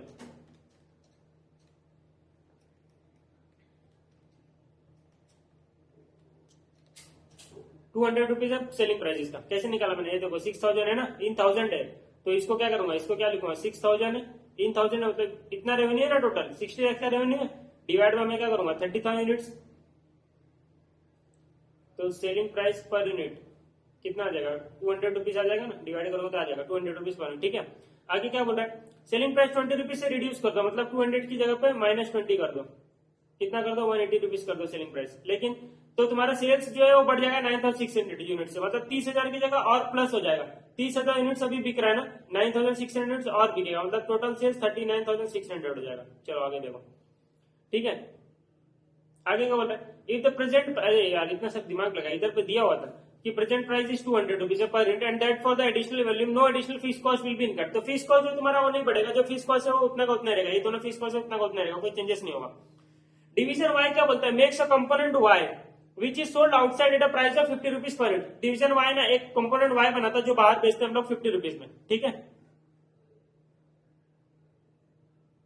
अब आगे देखो, division x presently uses a component which is purchase from outside eight 35 per unit. ठीक है, डिवीजन एक्स ना यही कंपोनेंट खरीदता है, जो वाई जो बनाता है ना वही कंपोनेंट खरीदता है 35 रुपीज में। This component similar to component made by division Y. देखो बोल रहा है डिवीजन वाई जो कंपोनेंट बनाता है ना वही सेम कंपोनेंट ये बाहर से खरीदता है 35 रुपीज में। Division Y can make this component for division X with a minor modification in specification which would cause reduction in direct material cost for the division Y by rupees 1.5 per unit and would require extra labor hour 1 per unit at the rate of 1.5 per hour। ठीक है, तो ये क्या बोल रहा है कि इस कंपोनेंट को डिवीजन वाई बना सकता है, डिवीजन वाई बना सकता है, लेकिन वो कंपोनेंट बनाने के लिए क्या करना, थोड़ा मॉडिफिकेशन करना पड़ेगा, जिससे इसका मटेरियल कॉस्ट कम होगा 1.5 से, लेकिन लेबर कॉस्ट 1.5 से बढ़ जाएगा, 1.5 रुपीज पर आवर से बढ़ जाएगा। ठीक है, अब देखो अब आगे क्या बोल रहा है, further the division Y will not incur any variable selling cost, marketing cost and unit transfer to the division X. ठीक है, अगर डिवीजन एक्स को बेचा तो वेरिएबल सेलिंग कॉस्ट ये सब थोड़ी घर में बेच रहा है, थोड़ी ना सेल्स मार्केटिंग ये सब करने बैठेगा, पता है उसको, ये बनाता है। Division X manager has offered to buy the component from division Y at ₹25। तो डिवीजन एक्स का जो मैनेजर है ना उसने ऑफर किया डिवीजन वाई को कि हम तुमसे ना 25 रुपए में खरीदेंगे, क्योंकि हम खुद बाहर से कितने में खरीद रहे हैं 35 रुपीज में खरीद रहे हैं। ठीक है, और तुम बाहर बेचते हो 50 रुपीज में। ठीक है, तो तुम देख लो, तुमको अगर फिजिबल हो तो तुम 25 रुपीज में क्या हमको दे सकते हो, वो बताओ हमको। ठीक है, division Y has the capacity to produce 85,000। Division Y ना 85,000 यूनिट्स बना सकता है पूरे साल भर में। डिवीजन वाई ना 85,000 यूनिट्स बना सकता है।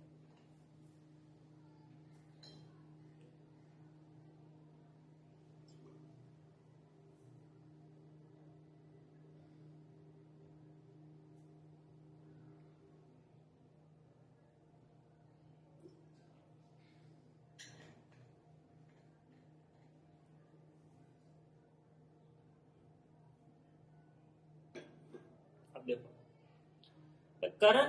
The current budgeted information of division Y are as follows. अभी देखो करंट इन्फॉर्मेशन डिवीजन वाई का बजटेड इन्फॉर्मेशन ऐसा है कि ये जो बाहर है ना 60,000 यूनिट्स बेचता है एट 50 रुपीज पर यूनिट। ठीक है, 50 रुपए में बेचता है, 60,000 यूनिट्स बेचता है। ठीक है, variable cost including material and labour 15 rupees लगता है इसका वेरिएबल कॉस्ट, मार्केटिंग कॉस्ट लगता है 3 रुपए का, ऑपरेटिंग प्रॉफिट इसका 12 लाख का आता है, फिक्स कॉस्ट इनका 7,20,000 का।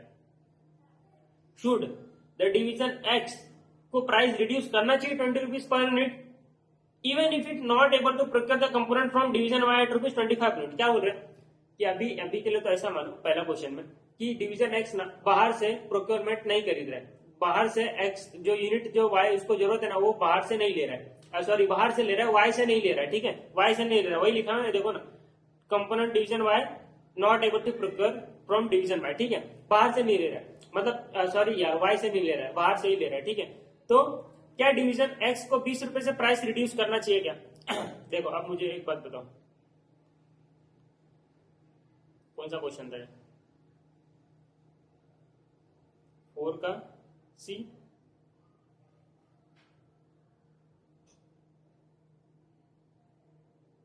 क्वेश्चन नंबर 4 का सी। देखो पहले ना 30,000 यूनिट्स बिकता था, अब 9,600 यूनिट्स और बिकेगा।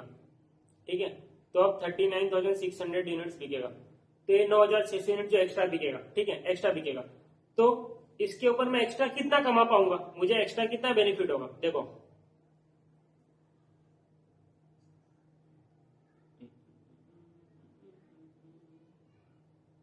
देखो 9,600 यूनिट्स मेरा एक्स्ट्रा बिकेगा ना, 9,600 यूनिट्स मेरा एक्स्ट्रा बिकेगा, तो लिखा ना 9,600 यूनिट्स मेरा एक्स्ट्रा बिकेगा।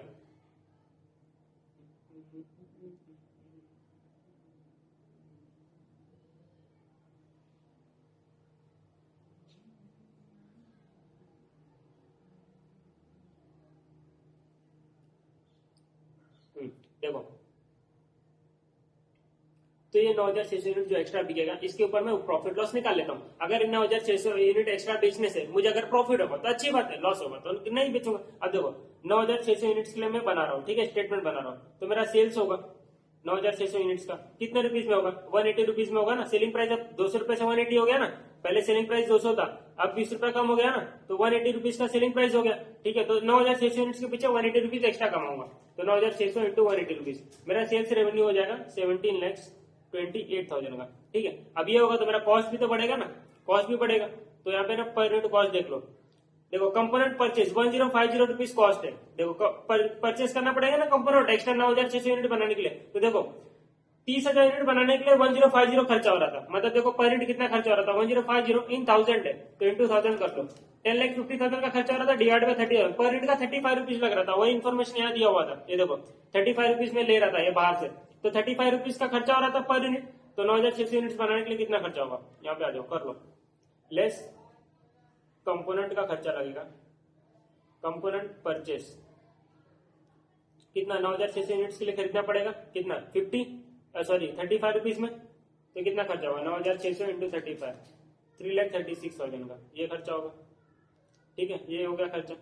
अब आ जाओ वेरिएबल कॉस्ट पे, देखो फीस कॉस्ट में कोई चेंजेस होने वाला नहीं है, तो फीस कॉस्ट तो देखना ही मत, ठीक है, फीस कॉस्ट में कोई चेंजेस होने वाला नहीं है, ये आने को ऐसे, तो ये मुझे नहीं देखना है, ये मुझे नहीं देखना है, ठीक है, और ये भी फीस कॉस्ट भी नहीं देखना है, ये भी नहीं देखना है, ठीक है, तो ये मैं नहीं देखूंगा, इग्नोर करूंगा। ये मैंने कॉस्ट ले लिया, और क्या कॉस्ट, अदर वेरिएबल कॉस्ट 1680 का खर्चा हो रहा है 30,000 यूनिट्स के लिए, तो 1680 इन 1000 है इंटू 1000, मतलब 16,80,000 का खर्चा हो रहा है ना, ये इधर आओ 16,80,000 का खर्चा हो रहा है टोटल, डिवाइड बाय 30,000, तो पर यूनिट कितना आएगा, डिवाइड बाय 30,000, तो पर यूनिट खर्चा कितना है 56 रुपीज वेरिएबल कॉस्ट, तो अदर वेरिएबल कॉस्ट 56 रुपीज है पर यूनिट, तो 9,600 के लिए कितना होगा, लेस अदर वेरिएबल कॉस्ट, ठीक है, 9,600 इंटू 56 रुपीज, मैंने कैसे निकाला तो यहाँ पे बता देता हूँ, यहाँ पे स्टार करके बता देता हूँ, यहाँ पे स्टार कर देता हूँ ना नीचे, उतना कितना खर्चा हो रहा था अदर वेरिएबल कॉस्ट का खर्चा 16,80,000 है ना, अदर वेरिएबल कॉस्ट, तो 16,80,000 का खर्चा हो रहा था 30,000 यूनिट के लिए, तो एक यूनिट के लिए कितना खर्चा होगा, ये मेरा cross multiply 56 rupees per unit आ गया, ठीक है, ये मैंने यूज किया यहाँ पे 56 रुपीज, वो 9,600 यूनिट्स के लिए, ठीक है, तो 9,600 इंटू 56 कितना हो गया 5,37,600, ठीक है, ये हो गया मेरा कॉस्ट। और क्या कॉस्ट लगेगा, सिंपल है ना, 9,600 यूनिट से तुम्हारा ये सेल्स बढ़ रहा है, तो उसके लिए खर्चा भी तो लगेगा ना, क्या फ्री में बन जाएगा क्या 9,600 यूनिट, खर्चा भी तो लगेगा, वेरिएबल कॉस्ट ये सब लगेगा ना, फीस कॉस्ट का बोल दिया था नहीं लगेगा, तो देखो ना no additional fees cost will be incurred, तो फीस कॉस्ट को मैं नहीं देख रहा हूँ, अभी देखो वेरिएबल मार्केटिंग कॉस्ट 270 मतलब 2,70,000 है ना इन 1000 है, इतना समझ में आता है, तो वेरिएबल मार्केटिंग कॉस्ट इसके लिए डबल लिखा है, वेरिएबल मार्केटिंग कॉस्ट कितना 2,70,000 लग रहा है 30,000 यूनिट के लिए, तो एक यूनिट के लिए कितना, ये कर लो क्रॉस मल्टीप्लाई 2,70,000 डिवाइड बाय 30,000, तो तुम्हारा 2,70,000 divide by 30,000 9 rupees per unit, ₹9 per unit, ठीक है, तो यहाँ पे यूज कर लो लेस वेरिएबल मार्केटिंग कॉस्ट, ये सब ना लिखने में टाइम जाता है, नहीं तो मैं ऐसे फटाफट करा दूँ 9,600 यूनिट्स, लेकिन मुझे सेटिस्फेक्शन मिलता ही नहीं जब तक मैं लिख के नहीं बताऊँ, क्या आप लोगों को समझा होगा, इंटू 9 रुपीज 9,600 इंटू 9 कितना गया 86,400, 86,400, ठीक है। और कोई कॉस्ट है क्या? और कोई नहीं, ऑपरेटिंग बाकी प्रॉफिट आ गया, ठीक है। मेरा एक कॉस्ट ये ले लिया, देखो यहाँ पे एक कॉस्ट ये ले लिया, एक कॉस्ट ये ले लिया और एक कॉस्ट ये ले लिया। फिक्स कॉस्ट मैंने नहीं लिया, नहीं लेने का भी नहीं था, ठीक है। सेल्स रेवेन्यू ले लिया, ठीक है, 9,600 यूनिट्स के लिए। अब मुझे प्लस माइनस करके पता करना पड़ेगा। चलो यहाँ पे पता करो। 17,20,000 का रेवेन्यू बढ़ा, ठीक है, लेकिन कॉस्ट भी तो लगा, 3,36,000 का कॉस्ट लगा, माइनस 5,37,600 का कॉस्ट लगा, माइनस 86,400 का कॉस्ट लगा, तो मेरा 7,68,000 का बेनिफिट हुआ। लेकिन लेकिन लेकिन अभी जादू बाकी है दोस्त, ऐसे नहीं करते।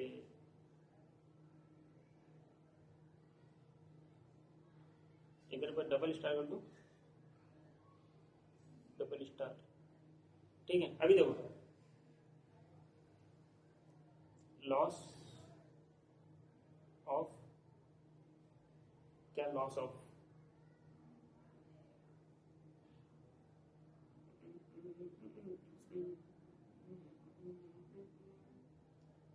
Loss of revenue. कैसे लॉस ऑफ रेवेन्यू? अभी देखो, तुम पहले 30,000 यूनिट्स कितने रुपए में बेचते थे? 200 रुपए में बेचते थे ना। अब नेक्स्ट ईयर में जब तुम बेचोगे 39,600 यूनिट्स, ठीक है, नेक्स्ट ईयर में तुमको 39,600 यूनिट्स बेचना है, तो क्या करोगे? इसको बेचोगे 180 रुपीज में। तो जो 30,000 यूनिट्स तुम बेचते थे 200 रुपए में, तो यहाँ पे 9,600 यूनिट्स बिकेंगे तुम्हारा 180 में। जो 30,000 यूनिट वो भी तो तुम्हारा 180 रुपीज में बिक रहे हैं, जबकि तुम्हारा 30,000 यूनिट्स 200 रुपए में बिक सकता था।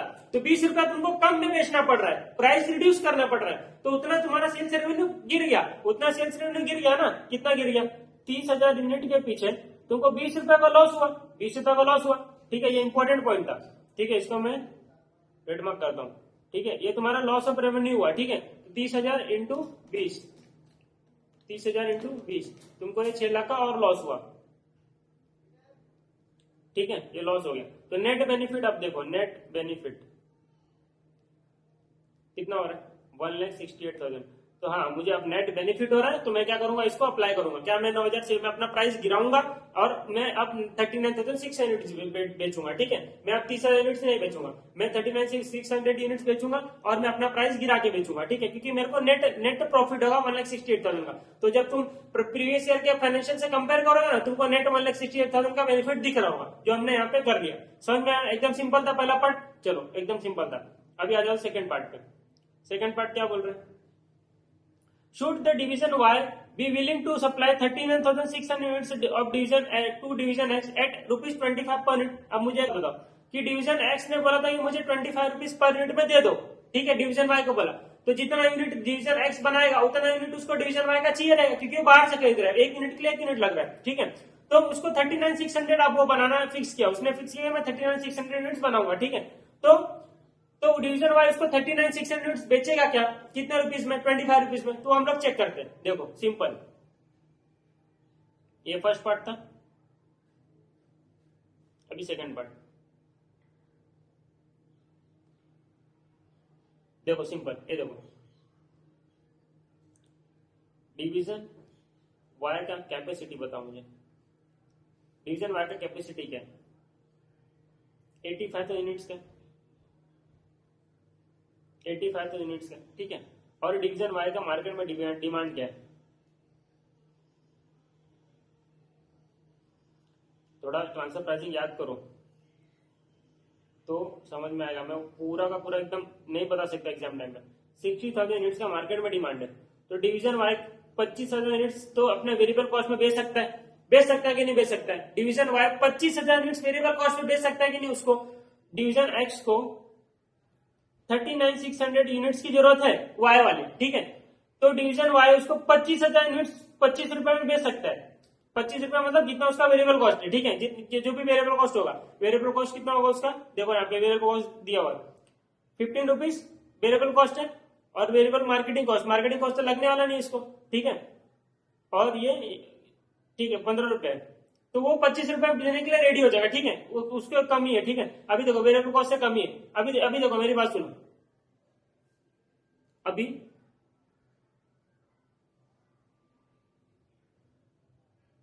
ये मेरा इंफॉर्मेशन बरोबर लिखा ना, उसका डिमांड मार्केट में 60,000 का है और उसका कैपेसिटी 85,000 का। अब देखो इसको प्रॉफिट कितना हो रहा है, 12 लाख का प्रॉफिट हो रहा है 6 यूनिट्स बेच के, ठीक है। डिवीजन वाई को प्रॉफिट कितना आ रहा है, 12 लाख का प्रॉफिट हो रहा है। देखो यहाँ पे डिवीजन वाई को प्रॉफिट हो रहा है कितना था, 12 लाख था। सिंपल लैंग्वेज में 12 लाख का बेनिफिट हो रहा है इसको 60,000 यूनिट्स को बेच के, ठीक है। तो एक यूनिट बेच के उसको कितना प्रॉफिट हो रहा है, तो 12 लाख डिवाइड बाय 60,000, एक यूनिट बेच के उसको 20 रुपए का प्रॉफिट हो रहा है सिंपल, एक यूनिट बेच के उसको 20 रुपए का प्रॉफिट हो रहा है, ठीक है। नहीं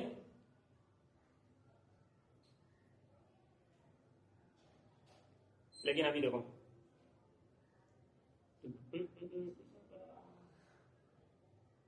the number unit sold outside 50 rupees per unit, ठीक है। और 15 रुपए का वेरिएबल कॉस्ट है, लेबर का कॉस्ट है 15 3 18 माइनस 50 32।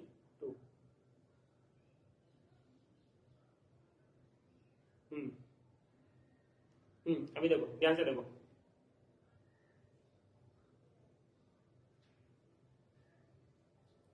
डिवीजन वाई का सेलिंग प्राइस क्या है 50 रुपीज, ठीक है, लेस उसका वेरिएबल कॉस्ट, उसका वेरिएबल कॉस्ट सब माइनस कर दो, क्या क्या वेरिएबल कॉस्ट है।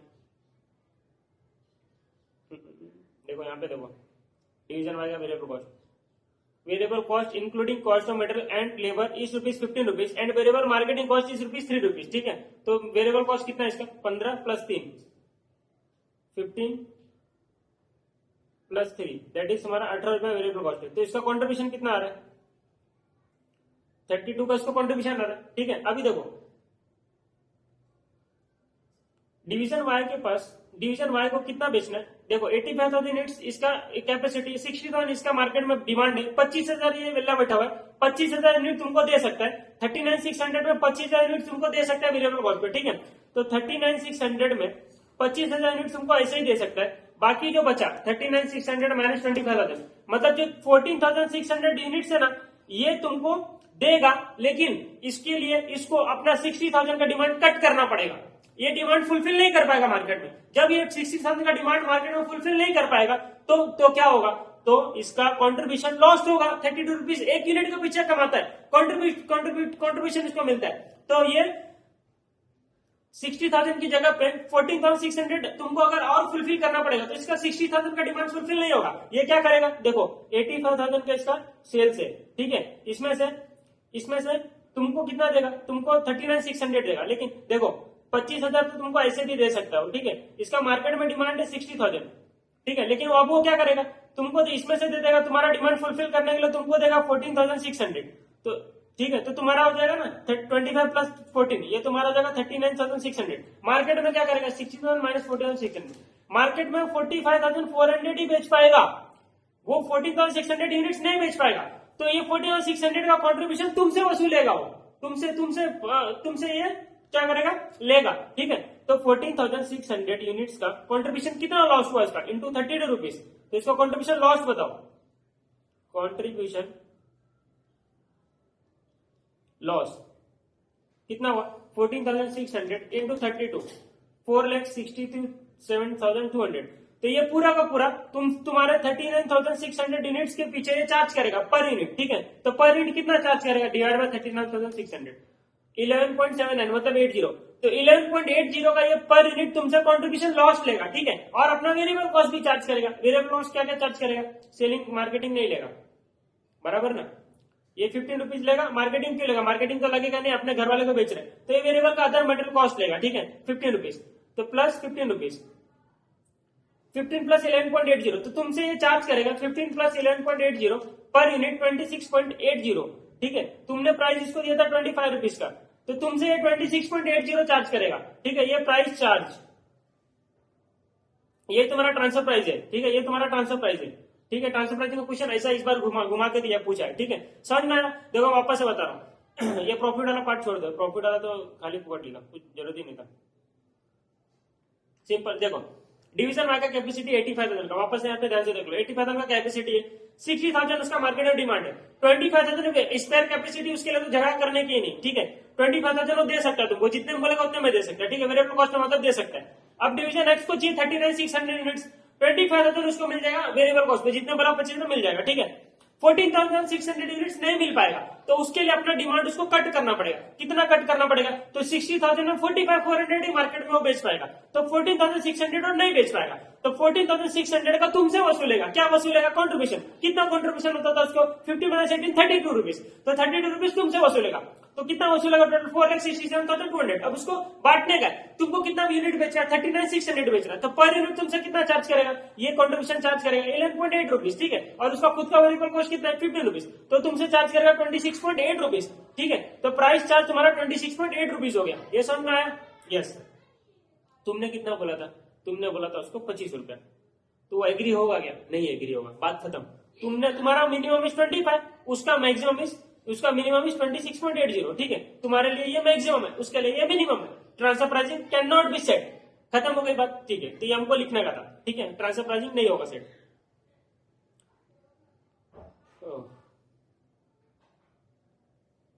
Should division Y be willing to supply 39,600 to division X at 25, नहीं करेगा, ठीक है, कमेंट विद अप्रोप्रिएट कैलकुलेशन, मैंने बता दिया, ठीक है। अब और कुछ बोला था क्या,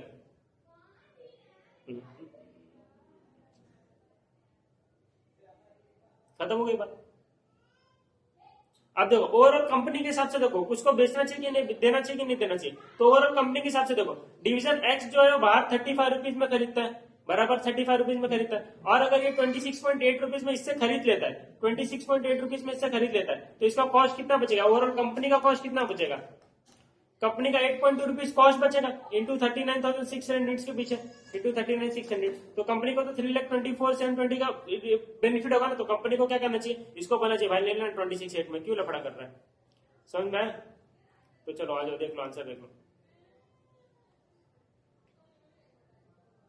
देखो यहाँ पे ये तुम्हारा 1,68 का नेट बेनिफिट हो रहा था, पहला वाला क्वेश्चन बहुत सिंपल था, सेकंड वाला में क्या बोला कि देखो यहाँ 11.8 निकाला है, ये कैसे निकाला अभी मैंने एकदम सिंपल में बताया, यहाँ पे देखना मत, ठीक है, वेरिएबल कॉस्ट 15 रुपया, 26.8 चार्ज करेगा, ठीक है, लेकिन अभी क्या बोला, डिवीजन वाई है सरप्लस कैपेसिटी ऑफ 25,000, तो 14,600 यूनिट के लिए ट्रांसफर प्राइस का कॉन्ट्रीब्यूशन वाला दिमाग लगाएगा और बोलेगा कि मेरा ये 11.80 के लिए लिखा हुआ है, ठीक है, स्टार देखो मारा हुआ है यहाँ पे, अभी ये स्टार यहाँ पे मारा हुआ है, ठीक है, वो मैंने अच्छे से बता दिया। कंपनी के पर्सपेक्टिव से देखें तो मार्केट प्राइस 35 रुपीज में उसको डिवीजन एक्स बाहर से खरीद रहा है, ठीक है, और रिलेवेंट कॉस्ट क्या बोला 26.80 उसने चार्ज किया, तो कंपनी को तो 8.20 बेनिफिट हो रहा है, तो 39,600 के पीछे 3,24,720 का बेनिफिट हो रहा है कंपनी को, तो कंपनी क्या बोलेगी, it is not in the interest of the division Y to transfer 39,600 to division X at a price below at the minimum average transfer price based on opportunity cost, however from the company का perspective से transfer between division is beneficial as each unit transfer unit is saving of 8.2 rupees, वही हमने यहाँ पे भी निकाला कि हर एक यूनिट ट्रांसफर करने से तुमको 8.2 रुपीज का बेनिफिट होगा,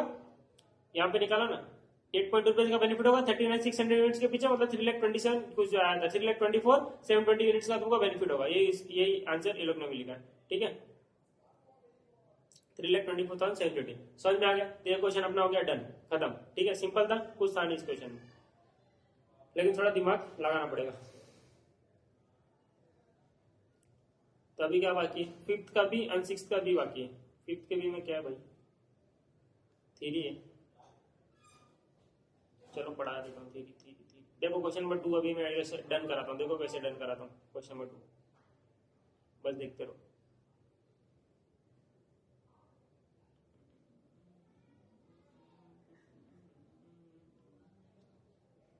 क्वेश्चन नंबर 2 है, दिख रहा है क्वेश्चन नंबर 2, क्या दिख रहा है, किसका क्वेश्चन दिख रहा है, कॉस्ट मैनेजमेंट टेक्निक का क्वेश्चन दिख रहा है, सेम पैरेटो एनालिसिस वाला क्वेश्चन दिख रहा है, सेम टू सेम मॉड्यूल में कराया हुआ है, सेम क्वेश्चन है, मैं बताता हूँ कहाँ पे कराया हुआ है, मेरे लेक्चर में जाके देख लेना, ये वापस यहाँ पे नहीं कराऊंगा ना, इसको वापस मेरा आधा घंटा लग जाएगा, और आधा घंटा लग जाएगा, लेक्चर इतना बढ़ जाएगा, आधे घंटे से ऊपर लग जाएगा, अच्छे से अगर समझाऊंगा तो वहां पे जा रहे देख लो, CMT episode number 2,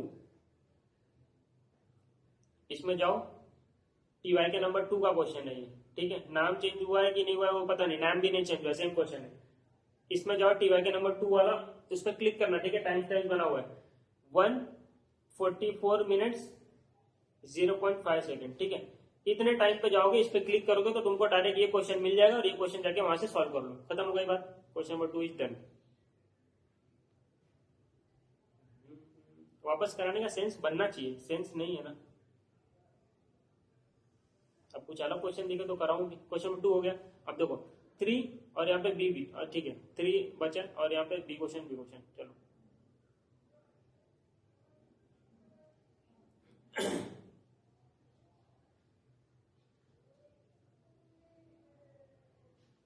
B question budgeting का है, करा देता हूं रुको।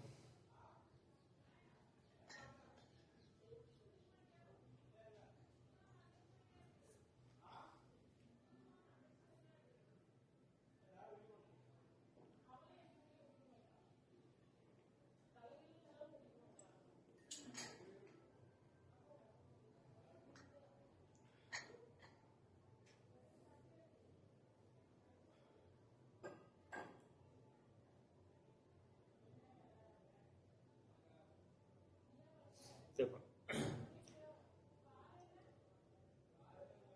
established in the year 1998, Exceptional Wood Cup Private Limited (EWPL) is one of the distinguished manufacturers and suppliers of an unlimited array of wooden furniture items. क्या पूछा गया? Discuss the participative nature of the sales budgeting process at EWPL. Advise best approach from EWPL's perspective that may be adopted. देखो question पढ़ लेते हैं, budgetary का question, ठीक है पढ़ाया नहीं है मैंने लेकिन यहाँ पे समझा देता हूँ। Product compilation comprises of modular furniture, work stations and cafeteria furniture. Moreover, it is also engaged in presenting furniture services that include interior fit-out, office interiors, and corporate interior designing. Since inception, it has strived to offer an excellent blend of optimum quality and price, and successfully established the company as a preferred choice of the customer in the past years. अभी तक कुछ क्या लिखा समझ नहीं आ रहा. This is the reason that its product and services are applauded in the industry for its flawless. At EWPL क्या हो रहा है? A world class infrastructure is set up with different types of latest technology based machines and equipment which provide great support in hassle free production and storage of the pro-offered assortment. Besides the spacious workspace, it has recruited a team of skilled and experienced professionals who are magnificently trained to understand and meet the diverse client requirements within the committed time period. It aims to attain complete client satisfaction and put in its best efforts to achieve the same by offering outstanding product range and feasible services. अब देखो उसका budgeting process क्या है, for sales का budgeting process क्या है. देखो क्या दिया हुआ है बजटिंग प्रोसेस कि each sales girl makes a customer wise listing of sales. Sales girl क्या करती है for the last few years, पूरा कस्टमर वाइज लिस्टिंग करती है कि listing of sales for the last few years, जितना साल में कितना भी सेल्स हुआ सबका एक लिस्ट बनाती है कस्टमर वाइज, ठीक है. Based on this information her knowledge about the customers requirement she determine an overall sales goal. तो उस हिसाब से वो क्या करती है, रिक्वायरमेंट कस्टमर के हिसाब से वो क्या करती है, एक गोल बनाती है कि सेल्स गोल बनाती है कि ये मेरे को इतना अचीव करना है, ठीक है. Sales manager W robot gathers all this information and modifies it a bit. फिर रोबोट क्या करता है, जो उसका क्या है मैनेजर है, सेल्स मैनेजर है, ठीक है, इस सेल्स घर के ऊपर है, ठीक है. ये क्या करता है कि इससे इंफॉर्मेशन लेता है और मॉडिफाई करता है थोड़ा सा इसमें. Particularly W looks at variance in sales growth and modifies low projection to be in the line with the average. He of course discusses this correction with the concern sales girl. तो उसके साथ discuss भी करता है कि मैंने ये सारे चेंजेस किए तुमने जो बनाया था projections. The usual approach is to hold up the other forecast and attribute lack of sales growth to lower talent. फिर W क्या करता है, देखो ये सेल्स गर्ल है, ये W से मिलती है, उसको बताती है. W जाता है और किसके मिलने के लिए, जे डोनाल्ड से मिलता है. ये कौन है, मैनेजिंग डायरेक्टर है. By this time, Jay already back out of his sales expectation for the next year based on the desired profit. ठीक है, वो पहले से सोच के रखा है इतना प्रॉफिट करना है, इतना मेरा प्रॉफिट, इतना सेल्स करना है. Jay डिस्कस करता है overall target with the W के साथ डिस्कस करता है. The usual result is 7% to 10% increase in projected sales, which the W allocates among the sales girl based on their past performance. फिर क्या था, of course J desires that W discuss and negotiate any alteration with the sales force, ठीक है। जे क्या बोलता है, मैंने जो भी बात तुमसे किया वो तुम जाके आगे नीचे वाले लोग से करो, सबसे करो, ठीक है। He believe that with appropriate logics not high but attainable targets for his team can be met. क्या बोल रहा है, ये देखो यहाँ पे मेरे को देख के क्या लग रहा है कि जो नीचे वाले लोग हैं, इनके जो बॉटम वाले लोग हैं, वो लोग क्या कर रहे हैं, डिसाइड कर रहे हैं, डिसीजन ले रहे हैं। फिर ऊपर वाले के पास जा रहे हैं, वो क्या बोल रहे, थोड़ा चेंजेस करके अपना एक्सपीरियंस लगा के बोल रहे ये नहीं ये होना चाहिए। फिर वो उसके ऊपर जा रहा है, वो बोल रहा है ये नहीं ये होना चाहिए, ठीक है, थोड़ा चेंजेस करके, और वो बोल रहा है कि सबको जाके बता दे रहे हैं, ठीक है। तो इसको बोलते हैं बॉटम अप अप्रोच। एक होता है बॉटम अप अप्रोच, एक होता है टॉप अप अप्रोच, ठीक है। टॉप अप्रोच में क्या होता है, देखो उसमें क्या होता है, ऊपर वाले लोग डिसाइड कर लिए कि हमको ये चाहिए, ठीक है, हमको ये तुम्हारा टारगेट है, तुमको हमको अचीव करके चाहिए, इसको नीचे वाले को कम्युनिकेट कर दिया, नीचे वाले ने उसके नीचे वाला कम्युनिकेट कर दिया, उसके नीचे वाला को कम्युनिकेट कर दिया। तो ऐसे काम होगा क्या, ऐसे हमको क्या लगेगा, हमको ये लोग क्या कर रहे, स्टाइल मार रहे, क्या स्टाइल मार रहे, मतलब हमको ये लोग क्या उसको क्या बोलते हैं, प्रेशर क्रिएट कर रहे हैं ये लोग के ऊपर, ठीक है, ऐसा हो जाएगा।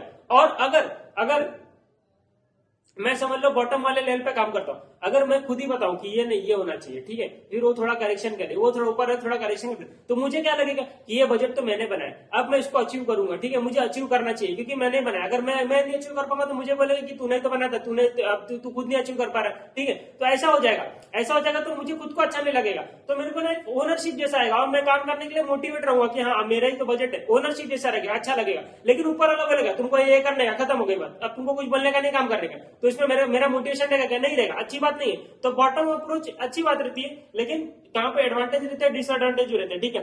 तो बोल रहे हैं कि बेस्ट अप्रोच बताओ क्या होना चाहिए, टॉप अप्रोच बॉटम अप्रोच क्या होना चाहिए, ठीक है। तो एंड पढ़ लेते हैं answer, discuss the participative nature of the sales budgeting process. तो ये सब ये पार्टिसिपेटिव अप्रोच तो है, इसमें देखो हर एक बंदा पार्टिसिपेट कर रहा है, नीचे वाले लोग पार्टिसिपेट कर रहे हैं, फिर उसके ऊपर वाला क्या कर रहा है, उसमें थोड़ा करेक्शन कर रहा है, पार्टिसिपेट कर रहा है, उसके ऊपर वाला भी पार्टिसिपेट कर रहा है। लेकिन ऊपर से डायरेक्ट फ्लो होता है, तो ऊपर वाला बोल दिया कोई पार्टिसिपेट नहीं, बोल दिया वो करने का, खत्म बात, ठीक है। तो ऐसा अच्छा नहीं लगता है। तो अभी देखो आंसर पढ़ लेते क्या बोल रहे हैं, देखो सेकंड वाला पार्ट पहले बढ़ते हैं। In top down approach top down approach budget figures will be impose on sales personal by senior. Top down approach में क्या होता है कि ऊपर से क्या होगा, इम्पोज हो जाएगा तुम्हारे ऊपर, ये करने का तुमको, ठीक है, on sales personal by senior management and sales personal will have a very little participation in the budget. उसको कुछ क्या हाँ ना किया, छोटा मोटा बोल दिया, ठीक है, बात खत्म। Such budget will not interest them since it ignores involvement all together. वो इंटरेस्ट नहीं आएगा, वो लोग ऊपर से बोल दिया करने के लिए, खत्म हो गया बात, उनको इंटरेस्ट नहीं आएगा। वाइल इन बॉटम अप्रोच में अगर नीचे से ऊपर जा रहे हो, वहां ऊपर से नीचे आ रहे हो, तो टॉप डाउन अप्रोच में तुमको मजा नहीं आएगा। बॉटम अप्रोच में तुमको खुद इन्वॉल्वमेंट रहोगे, तो ऑपरेशन लेवल वाले लोग काम करेंगे क्योंकि उन्होंने नहीं बनाया बजट।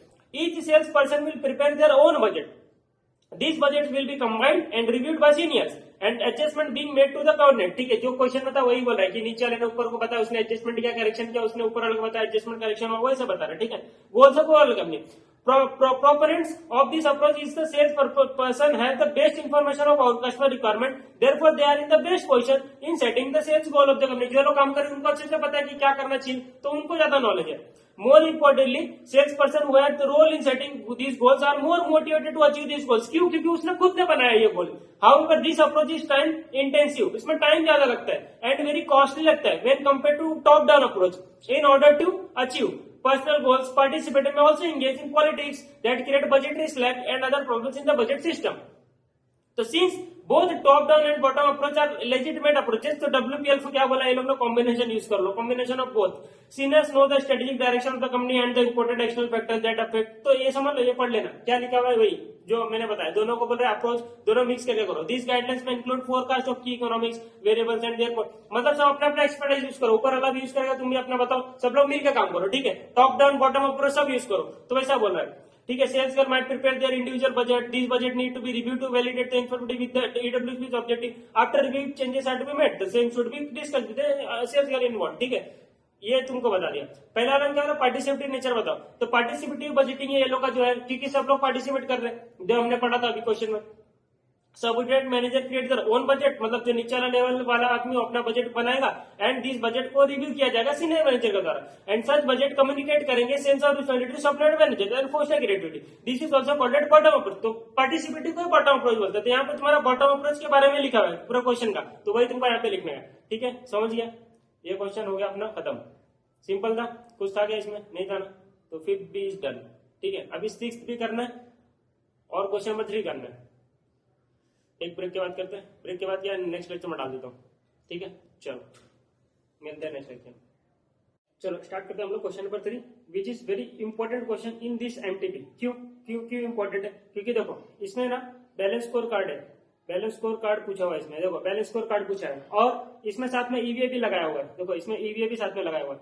तो मुझे ऐसा लग रहा था कि इस अटेम्प्ट में बैलेंस स्कोर कार्ड के ऊपर क्वेश्चन आ सकता है। ठीक है, और एमटीपी में अच्छा खासा थ्योरी वाला क्वेश्चन बैलेंस स्कोर कार्ड के ऊपर तुमको पूछा गया, प्रैक्टिकल प्लस थ्योरी वाला क्वेश्चन। ठीक है, तो 20 मार्क्स का क्वेश्चन तुम्हारा बन सकता है एग्जाम में, तो इसके लिए बहुत इंपॉर्टेंट क्वेश्चन है। चलो इसको बहुत ही अच्छे से कर लेंगे हम लोग, टेंशन मत लो, एकदम इजी वे में कर लेंगे। Start.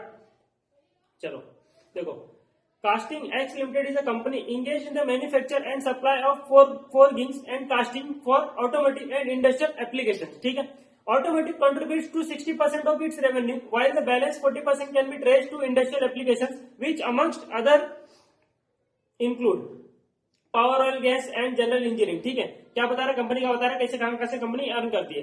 The company has an R&D setup which includes new product development. Company का एक रिसर्च एंड डेवलपमेंट डिपार्टमेंट है, वो क्या करता है? सिर्फ न्यू प्रोडक्ट का डेवलपमेंट करता है। The company recently concluded successfully a long term settlement with the workmen with an increase in productivity numbers in terms of output per man per day, more than offsetting the increase in wages offered to workmen। क्या बोल रहा है? देखो company ने क्या किया, the company recently concluded successfully a long term settlement with the workmen with an increase in productivity, उनका productivity बढ़ा, number in terms of output per man per day, more than offsetting the increase in wages offered to workmen। ठीक है, जितना उनको wages दिया उसके साथ वो offset हो गया। ठीक है, तुमको मतलब प्रॉफिट हुआ है। The company has just completed October 2022 its strategy and business planning exercise for calendar year 2023 and beyond. The following is the data on 2022 estimate and the business plan for 2023। ठीक है, 22 का एस्टिमेट दिया, 23 का planning दिया, budgeted दिया हुआ है। ठीक है, अभी देखो ये देखो पूछा क्या है, क्या पूछा? देखो prepare a balance score card for calendar year 2023 के लिए बैलेंस स्कोर कार्ड बनाना है, including objectives to be included for achieving long-term goals of the company. He informs you that the company wants to use EVA as an overall performance measure and driver to achieve improved shareholder value। जिसने मेरा lecture देखा होगा PMB का, EVA का concept बहुत अच्छे से clear होगा उसका। ठीक है, तो कंपनी यहाँ पे क्या कर रही है कि वो ओवरऑल परफॉर्मेंस मेजर करने के लिए क्या कर रही है? EVA को यूज कर रही है। EVA अगर उनका पॉजिटिव है, EVA अगर उनका अच्छा है, तो वो क्या सोच रही है कि हाँ हमारा कंपनी का performance is good and to drive to achieve improve share holder value. ठीक है, शेयर होल्डर का वैल्यू जो भी बढ़ रहा है वो सब चेक करने के लिए लोग क्या कर रहे हैं? ईवीए को चेक कर रहे हैं। ठीक है, आगे सेकंड क्वेश्चन में क्या पूछा? इसमें बैलेंस स्कोर कार्ड बनाने वाला। बैलेंस स्कोर कार्ड पीएमबी मैंने पढ़ा है, क्या बताया था? बैलेंस स्कोर कार्ड में 4 तरह के मेजर्स होते हैं बैलेंस स्कोर कार्ड में। Balance score card is as good as your results of the company. ठीक है, कंपनी का रिजल्ट 4 पार्ट में हम लोग देखते हैं। क्या क्या देखते हैं? एक होता है फाइनेंशियल मेजर, 3 होते हैं उसमें नॉन फाइनेंशियल मेजर। पहला क्या होता है? फाइनेंशियल पर्सपेक्टिव, जिसमें हम पूरे पैसे की बात करते हैं, बाकी सब चीजें हम लोग देखते ही नहीं है, पूरा पैसे की बात करेंगे। ठीक है, फाइनेंशियल मेजर हो गया, उसको बोलते हैं फाइनेंशियल पर्सपेक्टिव। बाकी 3 मेजर्स नॉन फाइनेंशियल होते हैं। कौन कौन सा होता है? दूसरा कस्टमर पर्सपेक्टिव, कि हम लोग कस्टमर को किस तरह से खुश कर रहे हैं। ठीक है, कस्टमर सेटिस्फाई हो रहा है कि नहीं हो रहा है। कस्टमर सेटिस्फेक्शन को 2 ही चीज होती है, एक उनको गुड क्वालिटी ऑफ प्रोडक्ट दो, दूसरा उनको टाइम पे डिलीवर करो। ठीक है, खत्म हो गई बात।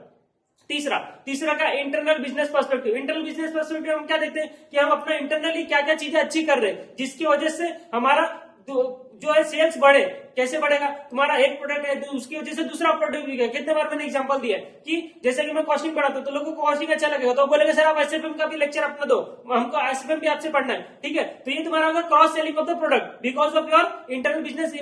मतलब तुम्हारा एक प्रोडक्ट अच्छा है तो उसकी वजह से कस्टमर सेटिस्फाई, तो दूसरा प्रोडक्ट भी बेच रहे हैं, तो तुम्हारा इंटरनल बिजनेस पर्सपेक्टिव में आ जाता है। ठीक है, cross selling of the product. और इंटरनल बिजनेस पर्सपेक्टिव में तुम्हारा कॉस्ट को रिड्यूस करना, वेस्टेज कम करना, ये सारा तुम्हारा इंटरनल बिजनेस पर्सपेक्टिव में आ जाएगा। ठीक है, जो भी ऊपर की 2 चीज को तुमको जो 2 चीज मतलब एक फाइनेंशियल पर्सपेक्टिव, एक बिजनेस कस्टमर पर्सपेक्टिव, दोनों को अचीव करने के लिए तुम्हारे इंटरनल बिजनेस पर्सपेक्टिव में क्या क्या करोगे वो सारी चीजें यहाँ पे आ जाएगी। ठीक है, फोर्थ लास्ट क्या बोलते हैं उसको, learning and growth perspective. Learning and growth perspective में क्या चेक करेंगे कि कंपनी ऐसा क्या क्या चीज कर रही है जिससे कंपनी मतलब कंपनी को ग्रोथ हो रहा है, कंपनी के एम्प्लॉय में ग्रोथ हो रहा है, ट्रेनिंग दे रही है कि नहीं एम्प्लॉय लोगों को, डेवलपमेंट हो रहा है कि नहीं हो रहा है। दूसरा, नया प्रोडक्ट ला रही है कि नहीं मार्केट में, नया प्रोडक्ट ला रही, that is sine of your growth of the company. ठीक है, तो ये सारी चीजें तुम्हारा चार पर्सपेक्टिव मैंने बता दिया बैलेंस स्कोर कार्ड का। इधर पे क्या करना है, चारों पर्सपेक्टिव डालना है। ठीक है, उसके बाजू में लिख देना है क्या क्या मेजर से क्या इस क्वेश्चन से क्या क्या रिलेशन वहां पे बन रहा है। ठीक है, सिंपल हो गया, खत्म हो गई बात। आ जाओ सेकंड में, the CFO also wants you to indicate metrics where possible and but ignore weightage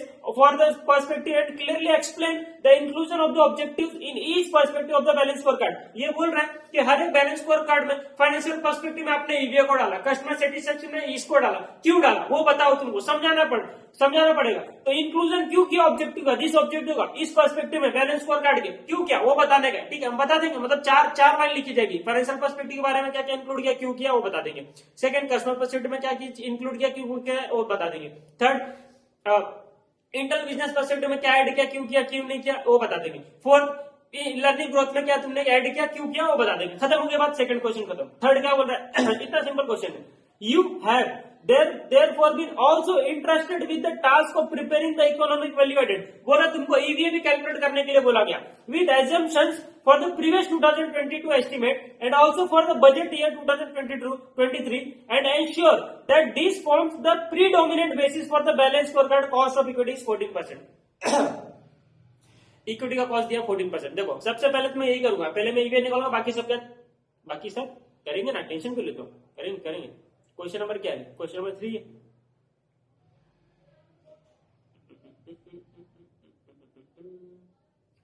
question number 3, ये कौन सा कलर है दिखेगा अभी नहीं।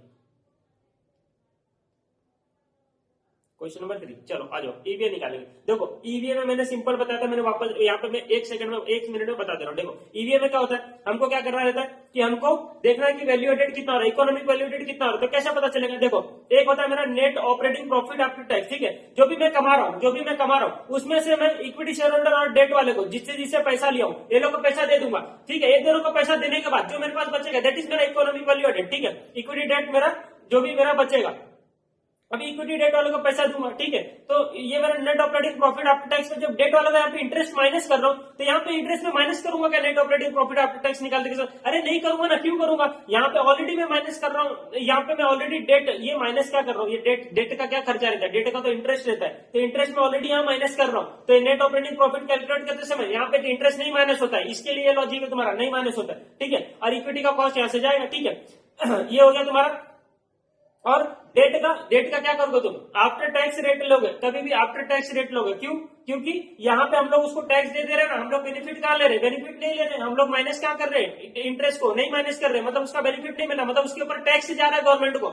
जब हम टैक्स भर रहे हैं गवर्नमेंट को तो इंटरेस्ट के ऊपर, तो यहाँ पे जो डेट का जो लोग है ना परसेंटेज, वो दैट इज आफ्टर टैक्स लोगे। ठीक है, खत्म हो गई बात, इतना सब मैं डीप यहाँ पे नहीं बता सकता, टाइम है ही नहीं है मेरे पास। ठीक है, और आपके पास भी नहीं है। ठीक है, पीएमई लेक्चर देखे रहोगे तो अच्छी बात है, नहीं देखे रहोगे तो देख लेना। ठीक है, टाइम होगा तो देख लेना। अभी देखो, अभी हम लोग ईवीए निकालते हैं। देखो net operating profit after tax ये मुझे, ठीक है, अभी बजटेड और दोनों के लिए निकालने बोला ना, एस्टिमेट वाला और 2023 दोनों के लिए निकालने बोला। तो चलो मैं ले लेता हूं net operating profit after tax. ठीक है, 2022 और 2023 net operating profit after tax ये दिया हुआ है क्या, दिया रहेगा, इजीली दिया रहेगा क्या, तुमको लगता है क्या ऐसा इजीली दिया रहेगा, नहीं दिया रहेगा ना, खत्म बात, निकालेंगे हम लोग। देखो पूरा क्वेश्चन दिया हुआ है 2022 का। अभी देखो यहाँ पे सेल्स में से क्या लेस किया, एक्सपेंस लेस किया, डेप्रिसिएशन लेस किया, इंटरेस्ट भी लेस कर दिया, गलत बात नहीं, मतलब किया तो किया। ठीक है, हम लोग नहीं करेंगे। प्रॉफिट निकाला, आफ्टर टैक्स निकाला, प्रॉफिट आफ्टर टैक्स निकाला। ठीक है, खत्म। अभी देखो मैं क्या करूंगा, ये जो प्रॉफिट आया है, ये प्रॉफिट है, इसमें क्या इंटरेस्ट लेस हो क्या है, हाँ सर इंटरेस्ट लेस हो क्या है, तो मुझे क्या चाहिए, इंटरेस्ट को नहीं लेस करना चाहिए था, नहीं लेस करना चाहिए था, तो ये प्रॉफिट में मैं वापस इंटरेस्ट को ऐड कर दूंगा पूरा का पूरा। समझ रहे हो ना, 2300 में वापस इंटरेस्ट ऐड कर दूंगा 200, तो 2500 हो जाएगा ना। तो यहाँ पे मैं लिखूंगा प्रॉफिट बिफोर टैक्स। देखो ऐसा करूंगा मैं, profit before tax that is तुम्हारा 2300, मैं वापस से पूरा इंटरेस्ट को ऐड कर दिया 200। ठीक है, अभी आ गया 2500। ठीक है, अब मैं इसमें से डायरेक्ट टैक्स को लेस कर दूंगा, less tax at the rate 30%। कितना आएगा टैक्स तुम्हारा, लेस करो 2500 का 30%, दैट इज तुम्हारा 750 रुपीज। ये लेस करो, कितना अमाउंट आ गया 2500 माइनस 750, ये आ गया तुम्हारा 1750।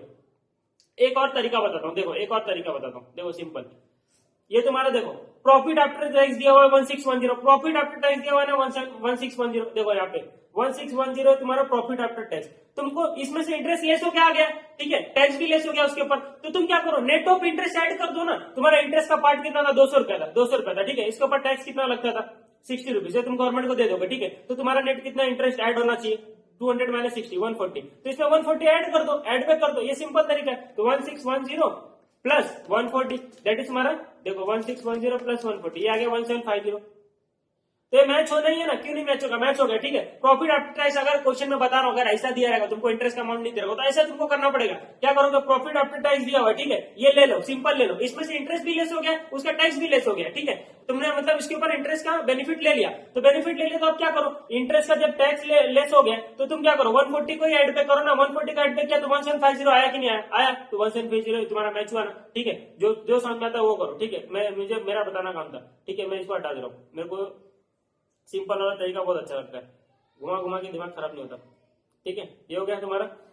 तो 2300 में मैंने क्या किया, इंटरेस्ट को वापस ऐड बैक कर दिया, सिंपल, मैंने प्रॉफिट बिफोर टैक्स लिया, आफ्टर टैक्स की मेरे पास है सब इन्फॉर्मेशन, 200 के लिए ऐड कर दिया, ये आ गया मेरा profit before interest and tax, ठीक है, बिफोर इंटरेस्ट एंड टैक्स, बाकी सब चीजें लेस हुई, अच्छी बात है, इंटरेस्ट को लेस नहीं करना था, ठीक है, क्यों, क्योंकि मैं माइलेज कर रहा हूँ ऑलरेडी वहां पे इंटरेस्ट, ठीक है, वहां पे यहीं पे कर रहा हूँ, ठीक है। फिर टैक्स मैंने क्या कर दिया, लेस कर दिया डायरेक्ट 30%, आ गया 1750। अब 2023 के लिए भी सेम कैलकुलेशन करूंगा, ठीक है। देखो 3100 में लूंगा, इसमें इंटरेस्ट को सॉरी यहाँ पे प्रॉफिट कितना है, अच्छा वही है 3100 लूंगा, और इंटरेस्ट का पार्ट कितना, इंटरेस्ट 200 रुपया, तो 200 रुपया एड कर दूंगा, 3100 प्लस 200, 3100 प्लस मेरा 200, ये आ गया 3300, इसमें से लेस कर दो टैक्स, 3300 इंटू 30%, 990, कितना आ जाएगा, ये करो ना, लेस करो ना, मेरा बेट मत किया करो, कर दिया करो, कितना है 2310, तो ये आ गया no part, net operating profit after tax, ठीक है, ये तुम्हारा आ गया 1750 और 2310, ठीक है। एक चीज मेरे को मिल गया। अब दूसरा, इसमें से मुझे क्या करना कि इक्विटी वालों को कितना पैसा देना, भाई इसमें से निकालो, सॉरी इक्विटी वालों को कितना पैसा देना निकालो, डेट वालों को कितना पैसा देना निकालो, खत्म करो, ठीक है, जो बचेगा मेरा आ जाएगा, क्या जाएगा, बताओ ना क्या जाएगा, जल्दी बताओ, टाइम नहीं है, ईवी आ जाएगा, ठीक है। तो इक्विटी वालों को कितना पैसा देना, देखो इधर क्वेश्चन में बोला था कि कॉस्ट ऑफ इक्विटी क्या है 14% है ना, कहां पे लिखा था, हाँ ये देखो ये यहाँ पे कॉस्ट ऑफ इक्विटी तुम्हारा 14% है, तो 14% इक्विटी का पार्ट है, इक्विटी का पैसा कितना लगा हुआ है वो तो देखो, इक्विटी का 3000 और रीजन सरप्लस भी किसका होता है, इक्विटी का होता है, तो टोटल 3000 और प्लस 1000, ठीक है, 4000 लगा हुआ है इक्विटी का, तो देखो इक्विटी का टोटल पैसा है 3000 और रीजन सरप्लस भी इक्विटी का है, ठीक है, ये तुम्हारा 1000, ठीक है, तो 4000 लगा है इक्विटी वाले का, इसके ऊपर 14% इक्विटी वाले लेके जाएंगे, ठीक है, इतना 14% इक्विटी वाले लेके जाएंगे, तो कितना देना पड़ेगा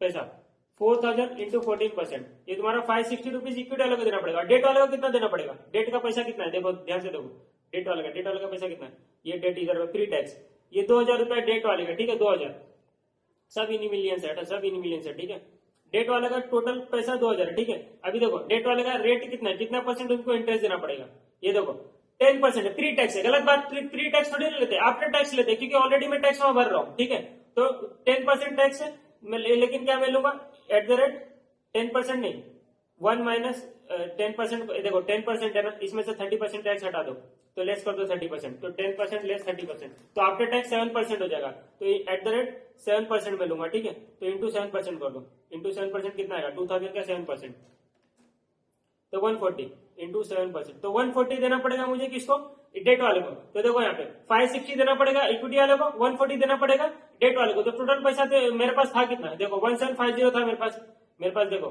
1750 था मेरा नो पार्ट, मेरे पास 1750 था, ये 2022 के लिए, ठीक है, 1750 था, इसमें से मैंने इक्विटी वाले को 560 रुपीज दे दिया और डेट वाले को दे दिया 140 रुपीज, तो मेरा ईवीए कितना आया 1750 माइनस 560 माइनस 140, ठीक है, कितना है 1050 आया, ये मेरा आ गया ईवीए।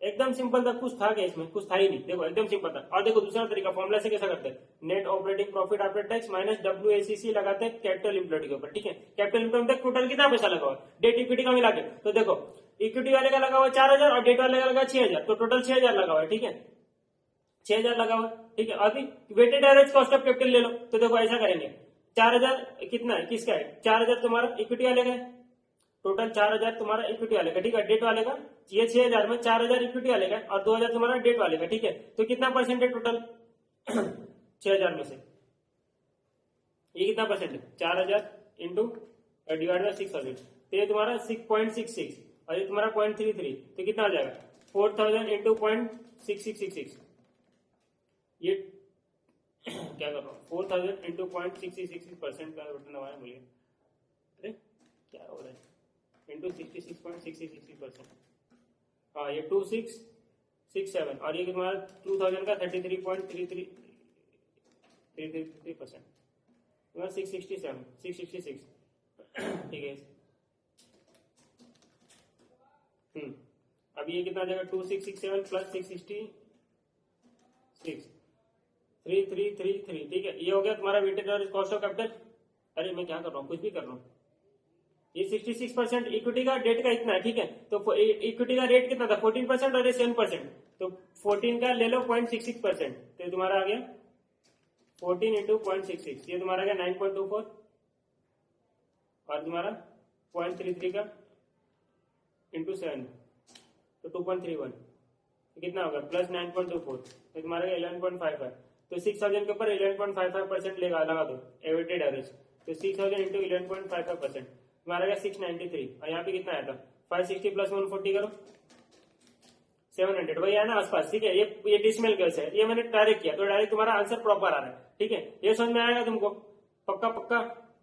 कुछ था क्या, नो पार्ट में से मैंने क्या किया, इक्विटी का पार्ट हटा दिया, इक्विटी का कॉस्ट हटा दिया, ये कॉस्ट ऑफ इक्विटी और कॉस्ट ऑफ डेट ये दोनों मैंने हटा दिया, ठीक है, खत्म हो गया बात, नो ये निकल गया मेरा। अब सेम मैंने 2023 के लिए करना है, ठीक है, 2022 के लिए हो गया, ये तो 2022 मैंने लिखा था ना, ये 2022 के लिए किया था, अब 2023 के लिए करते।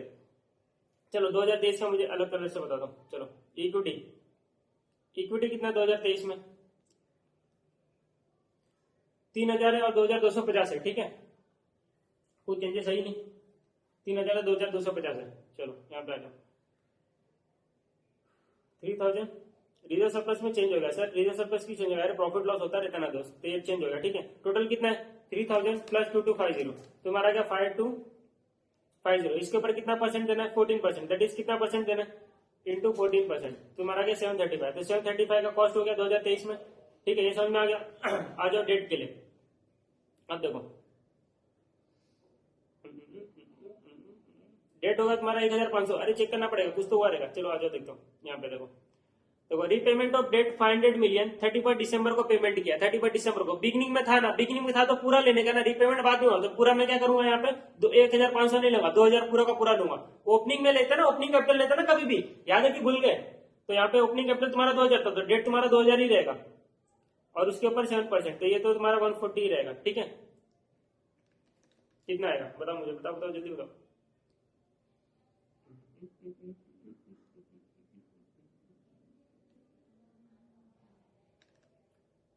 140 प्लस 735, देखो तुम्हारा नो पार्ट कितना है, नो पार्ट यहाँ पे कितना है 2310 है, तो मेरा क्या करना 2023 के लिए निकालना, 2310 था ना मेरा profit, net operating profit after tax 10, इसमें से मैं क्या करूंगा 735 इनको दे दूंगा, 140 इनको दे दूंगा, 735 माइनस 140, तो कितना आ जाएगा 2310 माइनस 735 माइनस 140, तुम्हारा 1435 आ जाएगा, ठीक है। तो 1435 तुम्हारा आ गया ईवीए, ये तुम्हारा ईवीए किसके लिए 2023 के लिए आ गया, ठीक है, समझ गया। तो ये 2 ईवीए आ गया मेरा, एक 2022 का एक 2023 का, तो इधर पर मैं नीचे लिख देता हूँ, दिस इज फॉर 2022 और दिस इज फॉर 2023, ठीक है, खत्म हो गया बात, ईवीए मेरा निकल गया। अब मेरा एक क्वेश्चन तो सॉल्व हो गया, ठीक है। तो थर्ड पार्ट मेरा जो पूछा था, you had therefore been also interested, ठीक है, मेरा प्रिपेयर करना था, ईवीए मैंने निकाल के दे दिया, ठीक है। अब आते हैं फर्स्ट पार्ट पे, फर्स्ट पार्ट करते हैं, प्रिपेयर करना है balance score card for calendar 2023 including objectives to be included. अब देखो इसका ना पहले ये सब चीजें इन्फॉर्मेशन पढ़ लेते, इन्फॉर्मेशन पढ़ा ही नहीं हमने, कर लिया काम। Assumption objective drawn up in the making for strategy and business plan documented are as follows. देखो क्या बता रहा है कि ये तुमने प्लान बनाया था, स्ट्रेटेजी, ये सारी चीजें इंक्लूड की थी, क्या थी, to improve share holder value by attempting to grow EVA successfully over 2022। तो क्या ईवीए ग्रो हुआ क्या, तुम देखो ग्रो हुआ क्या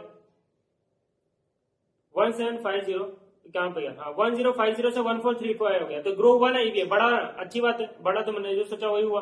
अभी आगे क्या बढ़ते हैं, टू डेयर इज, ठीक है, to there is exposure to free sectors further by looking at other diverse application through new technologies, नया टेक्नोलॉजी टाई अप करने की बात कर रहा है। ये सब क्या कर रहा है, तुम्हारा लर्निंग एंड ग्रोथ है ना, लर्निंग एंड ग्रोथ में जाना चाहिए ना, टाई अप कर रहा है। This could be in the areas of defence, aerospace और even new areas like electric vehicles which would be the future in the mobility space. तो ये क्या बोल रहा है, ये सब चीजें करने की कोशिश कर रहा है। तो करने की कोशिश कर रहा है मतलब ये क्या कर रहा है, ये नई चीज में जाने की कोशिश कर रहा है, मतलब लर्निंग एंड ग्रोथ पर्सपेक्टिव में आना चाहिए। To keep investing in research and development, ensure that the company keeps pace with changes in the technologies and meeting customer requirement by developing new product in accordance with their needs। नया product generate कर, नया product लाने के बारे में सोच रहे हैं, तो क्या आएगा तुम्हारा, आएगा तुम्हारा उसमें फाइनेंशियल। अब फाइनेंशियल के बारे में क्या क्या बोल रहे हैं, देखो पढ़ लेते हैं। An increase of 20% in sales has been assumed over 2022। This includes an expected market growth of 12%, 3% from a new product NP to a large manufacturer new customer for 9 months in 2023। ठीक है, ये तुम्हारा नया कस्टमर है, उससे तुमको इतना % का ग्रोथ मिला है। It is expected that the new customer will approve the product by March 2023। क्या बोल रहा है, नए कस्टमर, नए ये जो नया प्रोडक्ट है ना, ये तुम्हारा कौन लोग, नए कस्टमर लोग, new customer will approve the product by March 23, that is 3 month from the January 2023। 3 महीने में तुम्हारा नया प्रोडक्ट अप्रूव हो जाएगा, कस्टमर लोग अप्रूव कर देंगे। ठीक है, when the approval process will start to so that 9 months sale can be realise, it normally takes 5 months for approval. देखो अप्रूवल के लिए नॉर्मली 5 महीने लगता है, लेकिन 3 महीने में तुम्हारा काम हो जाएगा। मतलब तुम्हारा क्या हो रहा है, तुम्हारा बिजनेस मतलब बहुत अच्छे से चल रहा है। The company expect the balance 5% growth from normal new product, new customer improve service levels in terms of delivery etcetera. ठीक है, देखो डिलीवरी अच्छे से देंगे, new customer improve services levels, ये सारी चीजें तुम्हारा कस्टमर सेटिस्फेक्शन हो रहा है। Capacity service also added by the productivity improvement from the long term settlement with the workers. ठीक है, इन्वेंट्री देखो, इन्वेंट्री के बारे में क्या बोल रहा है कि इन्वेंट्री तुम्हारा a reduction in the number of days inventory held by 5 days has been budgeted. Without this reduction, the investment would have 1,800 million as against 1,630 million। ठीक है, तो देखो तुमने क्या किया, रिड्यूस किया अपना number of days inventory held by 5 days, 5 दिन से तुमने रिड्यूस किया, जिससे तुम्हारा इन्वेंट्री का पैसा जो ब्लॉक था वो तुम्हारा ब्लॉक छूटा। ठीक है, वर्किंग कैपिटल तुम्हारा रिड्यूस, अच्छी बात है। 1,800 से कितना हो गया, 1,630, मतलब तुमको बेनिफिट कितना, 170 का। ठीक है, और यहाँ पे देखो डेटर का reduction in number of days sales outstanding by 5 days has been budgeted. Without this reduction the debtors would have been 1,900 तुम्हारा डेटर्स होता था। ऐसा अच्छी बात है कि तुम्हारा डेटर्स बड़े जमे रहे, नहीं ना, तुमको पैसा रिकवर होना चाहिए ना। तो 1,900 की जगह 1,770 हुआ तुम्हारा डेज कम होने की वजह से। तो यहाँ कितना बेनिफिट हुआ, -1,770, तुम्हारा वर्किंग कैपिटल कम हुआ 130। तो 170 प्लस 130 दैट इज तुम्हारा फाइनेंशियली कितना बेनिफिट हुआ, देखो 170 प्लस 130 कितना होता है, 170 प्लस 130 दैट इज तुम्हारा 300 मिलियन का तुमको बेनिफिट हुआ बिकॉज ऑफ फाइनेंशियल। ठीक है, इन्वेंट्री एंड डेटर्स की वजह से। ठीक है, ये प्रॉपर मैनेज की वजह से। Expenses have been budgeted 7,000 million taking into consideration cost saving. It should have been 7,500, बोला 7,500 तुम्हारा मिलियन हो सकता था कॉस्ट, लेकिन प्रॉपर अच्छे से तो काम किया तो 7,000 हुआ, 7,000 मिलियन हुआ। Taking into consideration increase activity levels, cost inflation including wage increase from the long term settlement but without cost saving. ठीक है, तो यहाँ पर 500 मिलियन का तुमको बेनिफिट यहाँ पर इंटरनली तुमने काम अच्छा किया, कॉस्ट रिड्यूस किया। No reduction increase in the creditor में कोई रिडक्शन नहीं है, रीपेमेंट हुआ 500 मिलियन का बजट का, इसका डेटर का। ठीक है,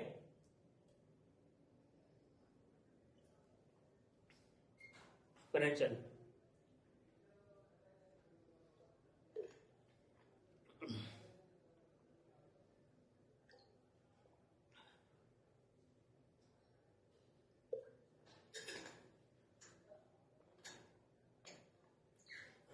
देखो, तो अभी देखो एक बैलेंस स्कोर कार्ड बनाते हैं, और मैं अभी बनाऊंगा, टाइम लगेगा। ठीक है, मैं डायरेक्ट आईसीआई के आंसर में जाके पूछ के तुमको अच्छे से फटाफट एक्सप्लेन कर दूंगा, टेंशन मत लो, समझ जाएगा। ईवीएम समझ गया ना, तो बाकी चीजें भी समझ जाएगा ना, क्यों टेंशन लेते हो, टेंशन जिंदगी में लेने का नहीं। बैलेंस स्कोर कार्ड एक फाइनेंशियल पर्सपेक्टिव होता है, कस्टमर पर्सपेक्टिव तो ऑलरेडी मैंने बता दिया। तीसरा इंटरनल प्रोसेस मतलब इंटरनल बिजनेस पर्सपेक्टिव होता है, और चौथा तुम्हारा लर्निंग एंड ग्रोथ पर्सपेक्टिव होता है। ठीक है, सिंपल देखो, ये लोग ने क्या, देखो कस्टमर सेटिस्फेक्शन के लिए 2 प्रोडक्ट, न्यू प्रोडक्ट मतलब कस्टमर सेटिस्फाई होगा तो बार बार प्रोडक्ट खरीदेगा ना, नया ना, तो वही बोला है। ऑन टाइम डिलीवरी दे रहे हैं हम लोग उसको। ठीक है, और इंटरनल देखो यहाँ पे फाइनेंशियल पर्सपेक्टिव में पहले ही बोल दिया लोग ने, ईवीए तुम्हारा मेजर होगा, तो ईवीए फाइनेंशियल पर्सपेक्टिव में आना चाहिए। और वर्किंग कैपिटल तुम्हारा जो पैसा में अभी जो मैंने बोला तुमको कि 300 मिलियन का रिड्यूस हुआ, देखो यहाँ पे क्या लिख रहा है ऑब्जेक्टिव ग्रो करो ईवीए, मेजर्स कैसे एब्सोल्यूट नंबर्स में होगा, ठीक है। टारगेट 1435 मिलियन का टारगेट तो तुम्हारा एस्टिमेटेड यही था ना, 2023 का एस्टिमेटेड ही था ना दोस्त। ये देखो यहाँ पे, ये देखो 2023 बजटेड मिलियन, यही तुम्हारा टारगेटेड है ना। तो 2023 का क्या आया ईवीए, मुझे बताओ। 2023 का हमने ईवीए कैलकुलेट किया, क्या आया? ये देखो 1435 यही तो है, यही लिखा है ना वहां पे। तो ये तुम्हारा मेजर हो जाएगा, ये तुम्हारा इनिशिएटिव हो जाएगा, ठीक है। तुम्हारा टारगेट हो जाएगा 143 माइल का। और इनिशिएटिव क्या तुमने किया कि तुमने 500 मिलियन का डेट पे कर दिया, डेट पे कर दिया तुम्हारा, तो इंटरेस्ट कम लगने लगा, इंटरेस्ट कम लगने लगा तो क्या होगा तुम्हारा, ये बढ़ेगा ना। रिड्यूस वर्किंग कैपिटल तुमने कम कर दिया, अच्छी बात है। इंप्रूव करा profit through top line growth and cost reduction, तुमने कॉस्ट और रिड्यूस का अभी भी पढ़ा था हमने। तो इसमें जरूरी नहीं 3 का 3, 2 लिखोगे तो भी चलेगा, टेंशन मत लो। वर्किंग कैपिटल देखो, रिड्यूस किया वर्किंग कैपिटल, कैसे रिड्यूस किया? रिड्यूस किया inventory and debtors by 5 days each, सबको 5 दिन से कम किया। तो बेनिफिट क्या हुआ? एक जगह 170 और 130, तो टोटल 300 मिलियन का बेनिफिट हुआ। देखो अभी भी मैंने यहाँ पे किया था क्वेश्चन में, देखो ये देखो 170 और 130, 300 मिलियन का बेनिफिट हुआ, यही वहां पे लिखा है। कैसे हुआ? इन्वेंट्री एंड डेटर्स से तुम्हारा वर्किंग कैपिटल रिड्यूस हुआ, ठीक है। तो ये तुम्हारा देखो MIS initiative, MIS inventory and debtors on real time basis पे काम कर रहे हैं। Weekly short meetings on inventory and debtors to monitor and initiate action to achieve target, ठीक है। वीकली मॉनिटर करेंगे कि डेटर्स का कितना पैसा आ रहा है, कितना नहीं आ रहा, कौन अटका पड़ा, उसको जाके रिमाइंडर दो, ये सारी चीजें करोगे। Customers new products increase over 2022 as a percentage of sales from X% to Y%, कुछ भी लिख देना, ठीक है। यहाँ पे इन्फॉर्मेशन नहीं दिया हुआ था कि कितना परसेंट से इंक्रीज हुआ, ये कैसे? तो इनिशिएटिव क्या लिया तुमने, क्वेश्चन में भी पढ़ा हमने। एग्जिस्टिंग कस्टमर को विद न्यू प्रोडक्ट ऑफर कर रहे हैं हम लोग, जो कि 5 दिन में वो लोग अप्रूव कर रहे हैं, ठीक है, 5 डेज में। मीट न्यू कस्टमर्स 3 डेज में, meet new customers and find out their requirement, participate in exhibitions. अभी देखो ऑन टाइम डिलीवरी हम लोग दे रहे हैं, इंक्रीज ओवर 2022, ये कैसे पता चलेगा? Percentage of delivery on time of total sales, total delivery, ठीक है। टोटल डिलीवरी कितना परसेंटेज ऑफ टोटल डिलीवरी में से कितना percentage of delivery on time हुई? तो 95% ऑन टाइम हुआ, तो बाकी नॉन टाइम हुआ, मतलब बाकी टाइम पे नहीं हुआ, ठीक है। फ्रॉम X% टू Y%, जो भी तुम्हारा इंक्रीज डिक्रीज है, टारगेट है, ठीक है, दिया हुआ नहीं है information. Strengthen production planning and control process. Leverage IT system for accurate and timely information flow and orders delivery basis, ठीक है। अपने लैंग्वेज में लिख सकते हो। अभी इंटरनल प्रोसेस में हमने क्या किया? मैन पावर प्रोडक्टिविटी, देखो हमने क्वेश्चन में पढ़ा था ना, पर मंडे बढ़ रहा है, देखो यहाँ पे पढ़ा था, ये क्वेश्चन से उठा के लिखना है। देखो ये मैंने डाला फाइनेंशियल में, ठीक है। फिर बाद में अभी भी जो है न्यू कस्टमर का ये सारी चीजें मैंने डाल दी अभी कस्टमर वाले में, ठीक है। डिलीवरी इसमें लिखा हुआ, अभी देखो यहाँ पे लिखा था ना, कहा गया?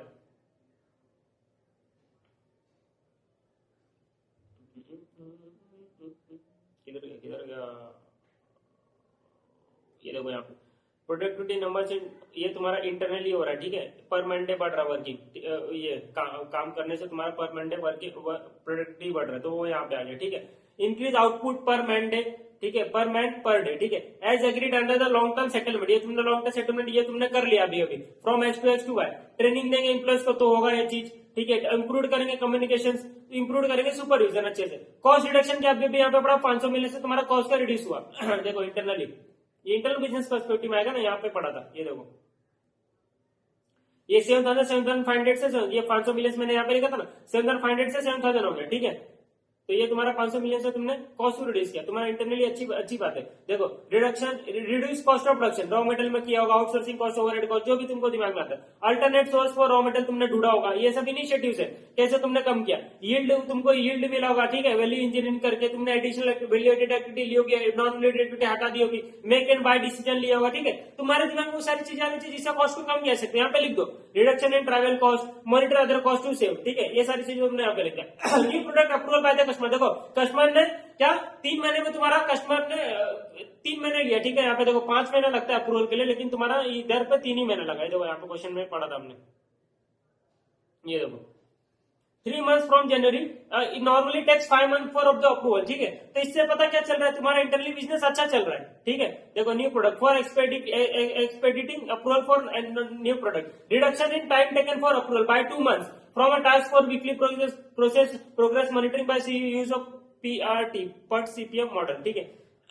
लर्निंग ग्रोथ में क्या होगा, ट्रेनिंग देना पड़ेगा तुमको, किसको, स्टाफ को, ये यहाँ पे लिखी देने का, ट्रेनिंग लिखी देने का यहाँ पे, ठीक है। न्यू प्रोडक्ट ला रहा है, क्या कर रहा है, टाइप्स कर रहा है, और प्रोडक्ट इलेक्ट्रिक व्हीकल के साथ, देखो हमने यहाँ पे पढ़ा था, मैंने यहाँ पे लिखा था ना कि ये जाएगा तुम्हारा ये देखो लर्निंग ग्रोथ में लिखा था, तो ये सारी चीजें आ जाएगी ना, टाइप्स करना इलेक्ट्रिक व्हीकल के साथ, ये सारी चीजें यहाँ पे आ जाएगी, ठीक है। यहाँ पे डाल दो क्या किया, अपॉइंट किया कंसल्ट को to look at possible partner, prepare a road map for achieve the objective. ठीक है, ये सब टाइमलाइन रखो तुम, इतने चीज में तुम्हारी ये चीज अचीव होनी चाहिए। जैसे ग्रोथ ट्रेनिंग दे रहे हो, कितने टाइम में दोगे, कितने टाइम में बंदा एफिशिएंट मतलब अच्छे से एफिशिएंट हो जाएगा, तो वो सारी चीजें यहाँ पे आ जाएगी। ठीक है, सिंपल था, कुछ था क्या इसमें, देखो तुमने क्या किया, फाइनेंशियल पर्सपेक्टिव में ईवीए डाल दिया, वर्किंग कैपिटल डाल दिया। ठीक है, कस्टमर में खत्म वही रहेगा, कस्टमर सेटिस्फाई होगा, ऑन टाइम डिलीवरी होगा। ठीक है, नीचे वाला नहीं आता तो छोड़ दो उसको। ठीक है, इंटरनल बिजनेस पर्सपेक्टिव में मैन पावर कॉस्ट में रिड्यूस हुआ, कॉस्ट रिडक्शन, न्यू प्रोडक्ट बिकना एक प्रोडक्ट की वजह से। ठीक है, ये सारी चीजें यहाँ पे आ गई। ठीक है, लर्निंग ग्रोथ में क्या लिखोगे, लर्निंग ग्रोथ में तुम्हारा ट्रेनिंग देना और तुम्हारा टाइप ऐप चल रहा है। ठीक है, तो क्वेश्चन पढ़ के जो चीज यहाँ पे लगता है डाल दो यहाँ पे। ठीक है, खत्म हो गई बात। अब क्या क्वेश्चन पूछा था कि तुमने क्यों इसमें इसको लिया, क्यों इसको नहीं लिया, वो सब चीजें। तो rational for each of the perspective, तो पहले यहाँ पे लिखेंगे EVA बोलता है included under financial perspective as this is what the company intends to derive the same and it is good measure of shareholder value as take into consideration cost of equity which a normal profitability metric ignores। तो ठीक है, तो तुम्हारा जो cost of equity ये सारी चीजें तुमने कैलकुलेट किया, ईवीए के टाइम पे ये सारी चीजें तुम लेते हो, तो इसके लिए गुड फाइनेंशियल मेजर होता है कि तुमने इधर पे सब कुछ चीजें लिया, इक्विटी वाले का भी लिया कि इसका पैसा इतना जाएगा, डेटर्स वाले का डेट का इतना जाएगा। ठीक है, अब बचा, अब तुम्हारे पास इतना बचा, तुम्हारा फाइनेंशियली वायबल भी नहीं हो। ठीक है, फाइनेंशियल मेजर्स हो गया। ठीक है, इसके लिए हमने लिया वर्किंग कैपिटल को भी इंक्लूड किया as an improvement in the working capital measure would affect cost of capital and hence EVA.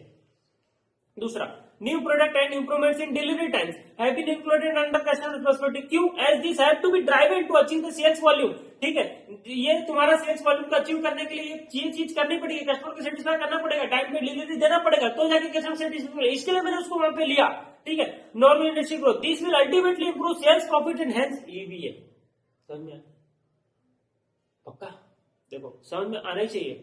C man power, productivity and cost reduction have been included under internal perspective. क्यों क्यों हमने लिया, as this have to be monitored and further effort taken to reduce other cost to achieve the cost reduction plan to finally achieve the profit required to deliver the EVA. क्या बोल रहा है कि ये मैन प्रोडक्टिविटी बढ़ेगा, तो जब productivity बढ़ेगा तो एफिशिएंसी बढ़ेगी, एफिशिएंसी बढ़ेगी तो कॉस्ट कम होगा, ऑटोमेटिक कॉस्ट कम होगा। इसके लिए हमने man productivity internal business perspective लगा कि ये होने से तुम्हारा फाइनेंशियल पर्सपेक्टिव अच्छी होगा, तुम्हारा कस्टमर से पर्सपेक्टिव अच्छी होगा। ठीक है, तुम्हारा क्वालिटी ऑफ गुड्स अच्छा होगा। तो इंटरनल बिजनेस पर्सपेक्टिव में वो चीज आती है जो तुम्हारे फाइनेंशियल पर्सपेक्टिव एंड कस्टमर से पर्सपेक्टिव को अचीव करने में सहायता करे। ठीक है, ये तुम्हारा आ गया इसमें। ठीक है, एज डी वाला balance scorecard is just not short term measure, initiatives on new product technology and new markets have been included in the learning and growth perspective to plan for long term sustained growth and to ensure that the company stays relevant in changing business environment। समझ में आया, खत्म, tata bye bye. ठीक है, ये question हो गया खत्म, इसमें कुछ था नहीं, मेरे को तो लगा नहीं कुछ, लेकिन हाँ ये जो बनाना है ना बैलेंस स्कोर कार्ड, ये बनाने में एग्जाम में बहुत मजा आएगा। अगर ये क्वेश्चन सेम आ जाता है तो 20 मार्क का क्वेश्चन आएगा ये, और 20 मार्क का एमटीपी में भी आया। ठीक है, और तुमको 20 में 20 लेके आना, 19 भी नहीं। ठीक है, एकदम अच्छे से पढ़ लो, ये क्वेश्चन इंपॉर्टेंट क्वेश्चन है, मुझे ऐसा लग रहा है, कर लेना, बाकी सब आपकी मर्जी। आया तो अच्छी बात है, बैलेंस स्कोर कार्ड के ऊपर भी आया तो तुमको इतना सारा नॉलेज मिल जाएगा कि तुम इधर से कर पाओगे। ठीक है, समझ में आ गया। ईवीए निकालना गलती मत करना ईवीए में। ठीक है, गलती करोगे मत करना गलती। ठीक है, खत्म हो गया बात, ईवीए हो गया खत्म, ये हो गया क्वेश्चन नंबर 3 खत्म। अब क्या बचा है, आ जाते हैं हमारे इंडेक्स में, आ जाते हैं मेरा इंडेक्स, अपना इंडेक्स। Question number 3 done. ठीक है, ये अलग पिन से कर देना, तो ग्रीन से करेंगे ना। ये हो गया क्वेश्चन नंबर 3 डन। अब बचा क्या, क्वेश्चन नंबर 6 का बी और क्वेश्चन नंबर 1। क्वेश्चन नंबर 1 में नहीं कराने वाला, क्यों मालूम है, इतना थ्योरी लिखा हुआ ना, मैं पढ़ के खुद थक गया, तो मेरे को पढ़ना नहीं है। ठीक है, आप लोग पढ़ लेना, रीड मार लेना, टाइम पास है, छोड़ो।